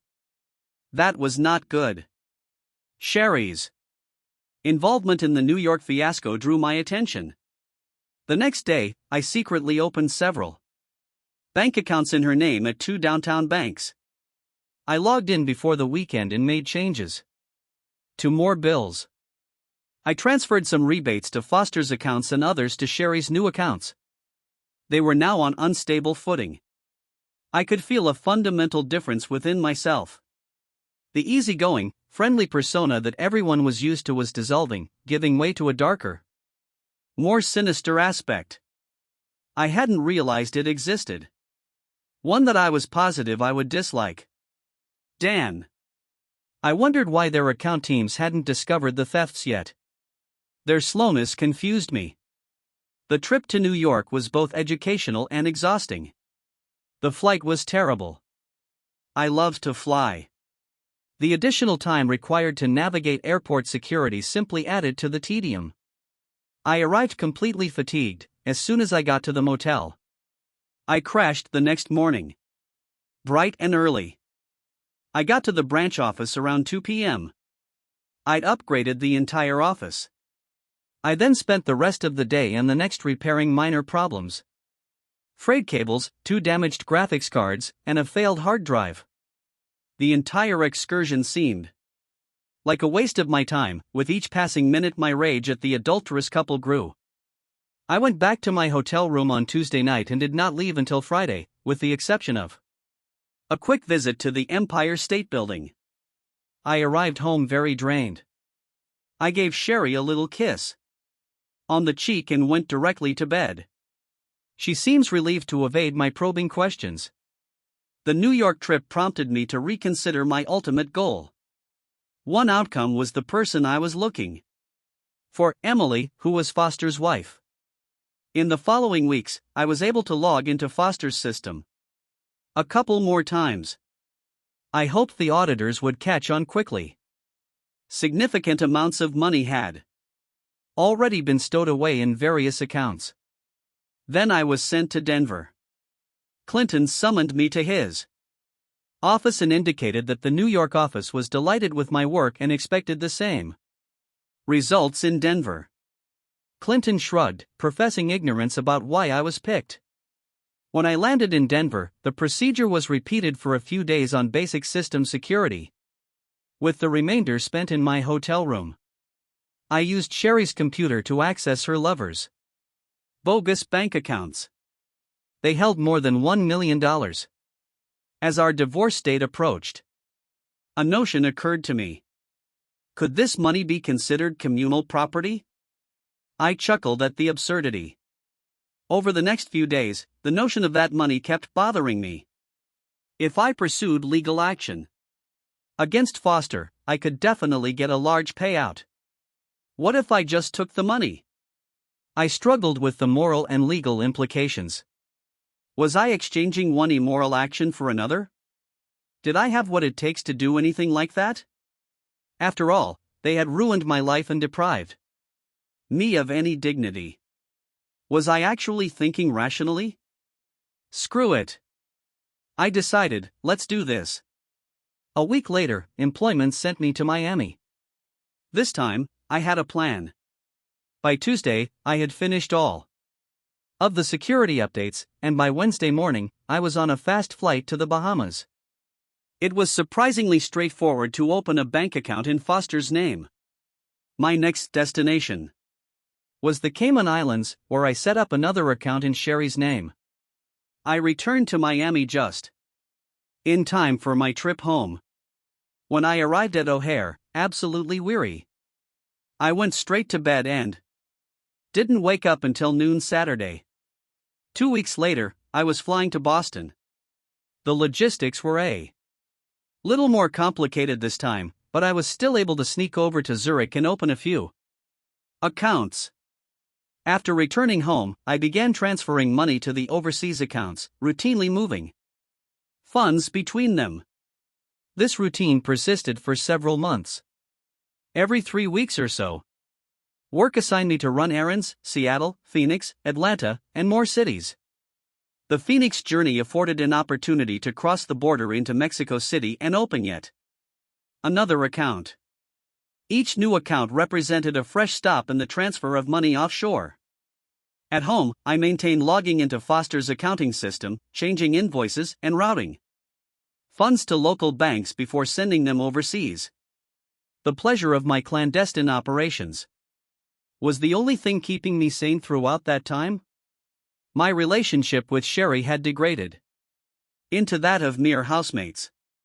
Our paths crossed irregularly, but she lived in her own universe. One I was no longer aware of.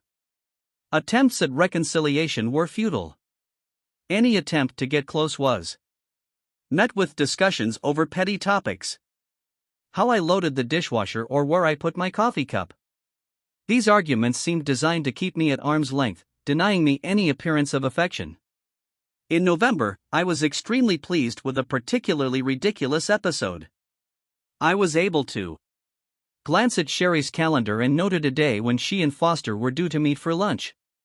I waited for their lunch appointment to begin before purchasing a dozen roses and visiting her office. The women present thrilled over the flowers, complimenting me as a lovely husband, but told me Sherry was in a meeting as they were ready to depart for lunch. I asked to leave the flowers on her desk and they agreed. After entering Sherry's office, I quickly locked the door, sat at her desk, and entered into her computer. I mailed a couple of bills and entered one of the bank accounts, fully aware that this activity would create a digital trail if the auditors ever discovered anything. This would definitely help their investigation. I went to Foster's office and repeated the procedure while using Foster's computer. Curiosity got the best of me, and I discovered a carefully hidden folder containing compromising images of Sherry. Though the sight hurt me, it didn't leave as much of an impression as it did when I first learned about the affair. I silently exited after copying the full folder on a thumb drive that I always carried with me. About a month later, I informed Sherry that I had registered in a pottery course at the local community college, scheduled for Tuesday and Thursday nights. She could barely contain her enthusiasm at the prospect of spending 2 more evenings with her sweetheart. This was part of my emerging escape strategy, and spending time away from Sherry reduced my tension. My contrived job excursions continued without interfering with my class attendance.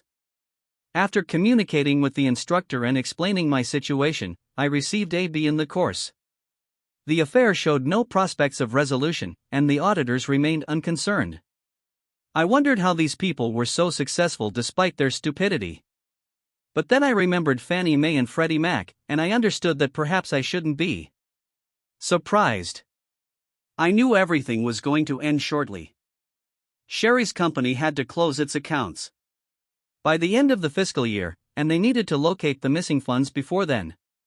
And they did. I was on a trip when Sherry called me in a panic.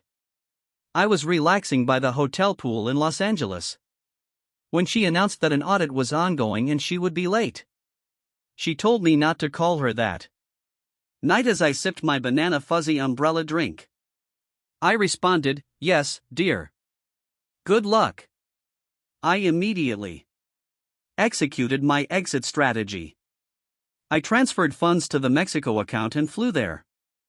Around lunchtime, I withdrew all of the money in bearer bonds and placed them in a safe deposit box in Los Angeles.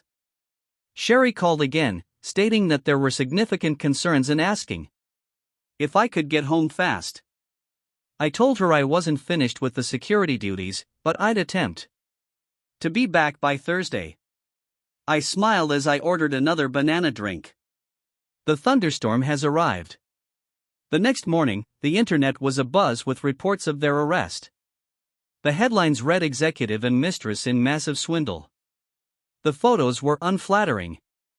The paper described how funds were stolen from numerous accounts for the lovers' personal use, with auditors tracing some of the money to the Grand Commons. They were contacting common authorities to gain access to the account.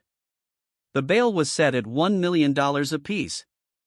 I arrived home Thursday night and was at the courthouse early Friday morning using my house as collateral. I had Sherry released by 2 p.m. We drove home in silence and Sherry cried.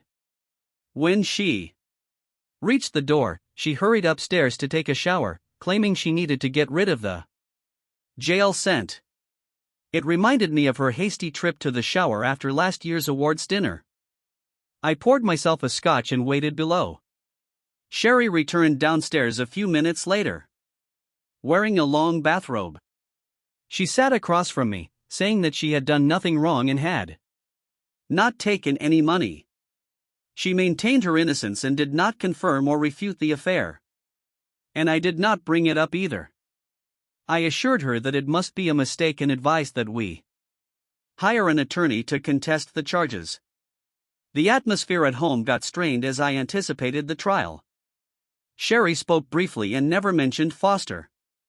My routine became a repetitive cycle of going to work and coming home.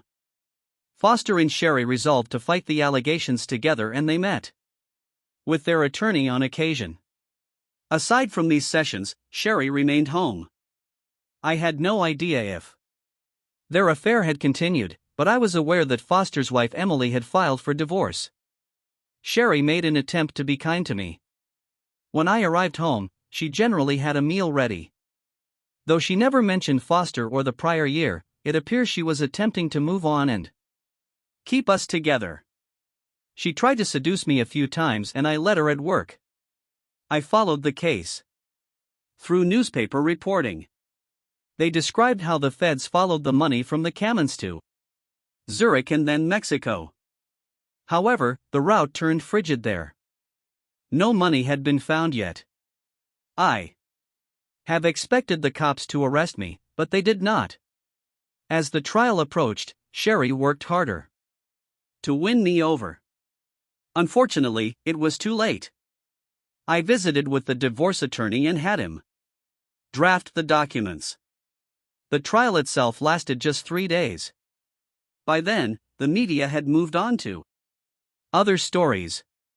In court, Sherry and Foster sat at opposing sides of the defendant's table, with their attorneys in between.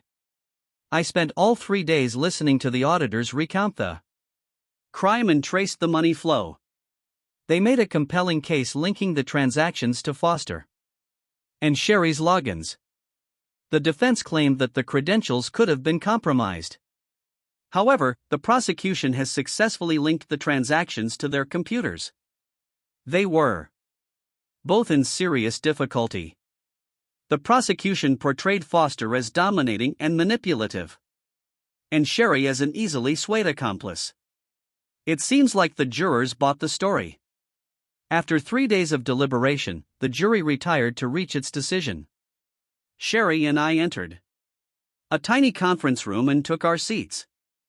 I had to stop reaching inside my pocket. I took out the divorce papers and cited irreconcilable differences. Sherry welcomed them with a mournful expression. I was thinking about filing for adultery, I said. But this was never verified. Sherry, you cut in swiftly. I have photos, I responded. Her expression plummeted as I reached into my pocket and pulled out a stack of photographs. I handed her the top one, which depicted Emily and myself on top of the Empire State Building. This is not infidelity on your part. On my. I continued. Foster's wife, Emily, visited my office on the day of the awards banquet last year. She had a private investigator following her husband and had evidence of his affairs. And by affairs, I mean you weren't his first. I was crushed. I accused her of lying and refused to trust her until that night. I understand. He went with him for a time and I know he took your panties. The next day, I apologized to Emily by email. Tears welled up in my eyes as I finished talking. When you and Foster sent me to New York, I knew exactly what the trip was about. It was so you could be together. I was wondering how you managed to get Emily out of town. So it was pretty surprising when she showed up at my hotel room door on Tuesday night. I welcomed her inside and we got a few bottles of wine from room service. We ended ourselves sitting on opposing mattresses, drinking, sobbing and sharing stories. She stated that the private investigator had captured your phone talks while planning my vacation before Foster could come up with an explanation for her departure. She'd previously offered to pay her mother a visit.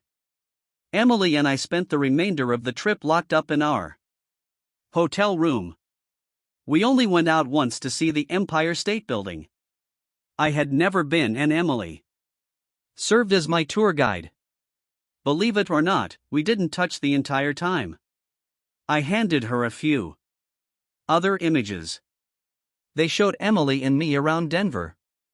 She also visited Denver and presented some recordings of you and your partner. They were largely the ones in which he got you to deny me closeness. That's when it struck me why our marriage had dissolved.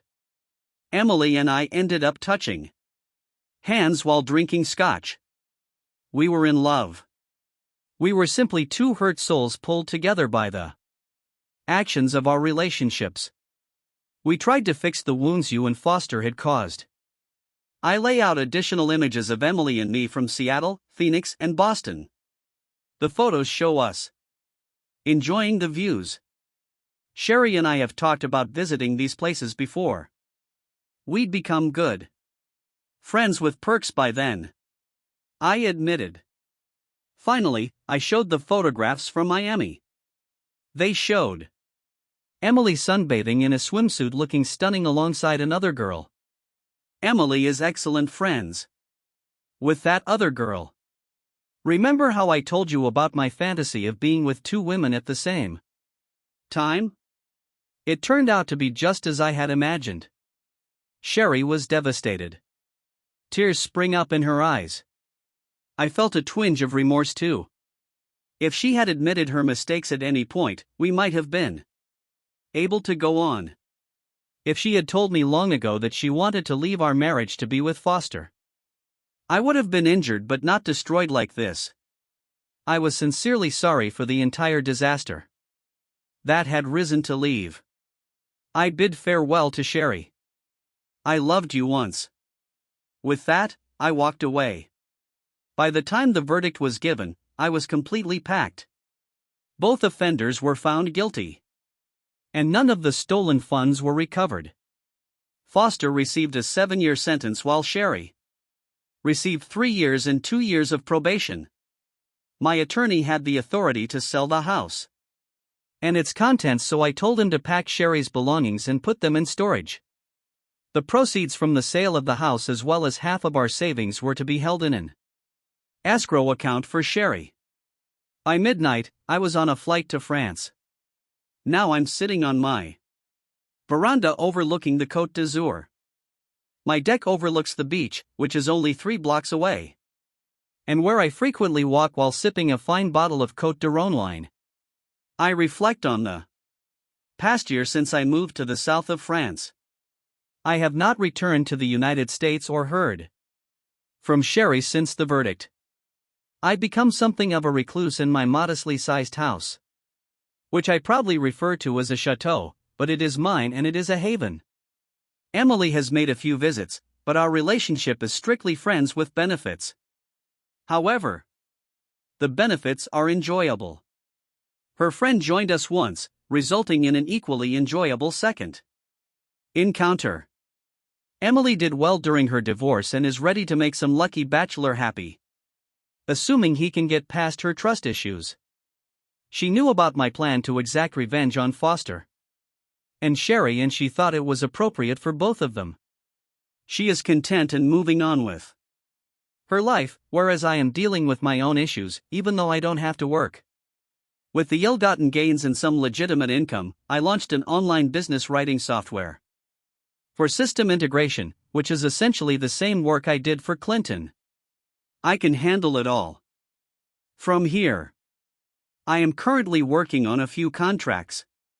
Clinton even emailed me acknowledging my efforts and offering to refer clients my way. I thanked him. The ladies at the patisserie find humor in my broken French and patiently teach me new vocabulary every day. At this rate, I might be able to master the language by the age of 100. I've somewhat recovered from Sherry's betrayal and subsequent divorce.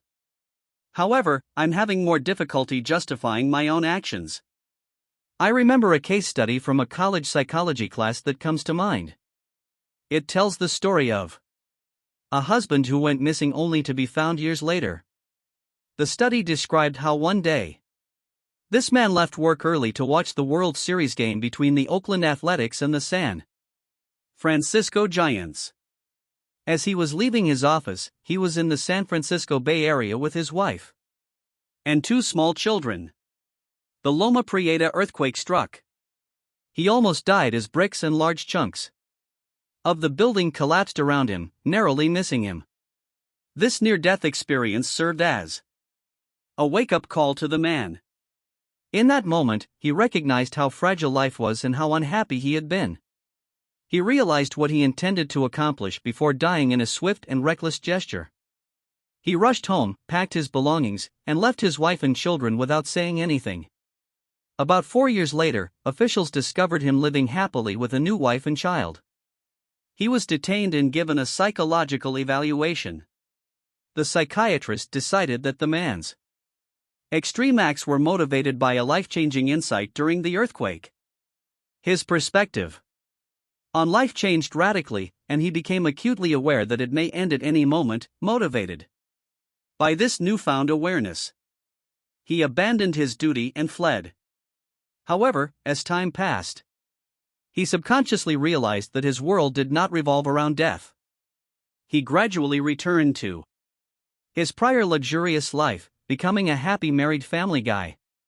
Maybe my experience parallels his. When I was in love and trusted those close to me, I was a nice, honest man. I followed the rules. Never cheated on my taxes or entertained thoughts of another woman. Sherry was my entire universe, and I loved her with every fiber of my being. The agony of betrayal by someone you love, however, strikes deeper than any other pain, entering your soul and clutching your heart. When my reality was broken in an instant, I became someone I didn't want to be. Now I'm faced with difficult decisions. Do I retreat deeper into my seclusion, erecting barriers around my soul to keep the darker side of me at bay? Or can I gradually allow people to reintroduce the better pieces of me into the world? I'm not sure where the answer lies, but there's a glimmer of optimism. The young blonde girl in the patisserie is so sweet. Thank you for listening to today's stories. If you enjoyed listening, please like and subscribe if you haven't already. Also, write a comment below with your thoughts on what transpired. Take care.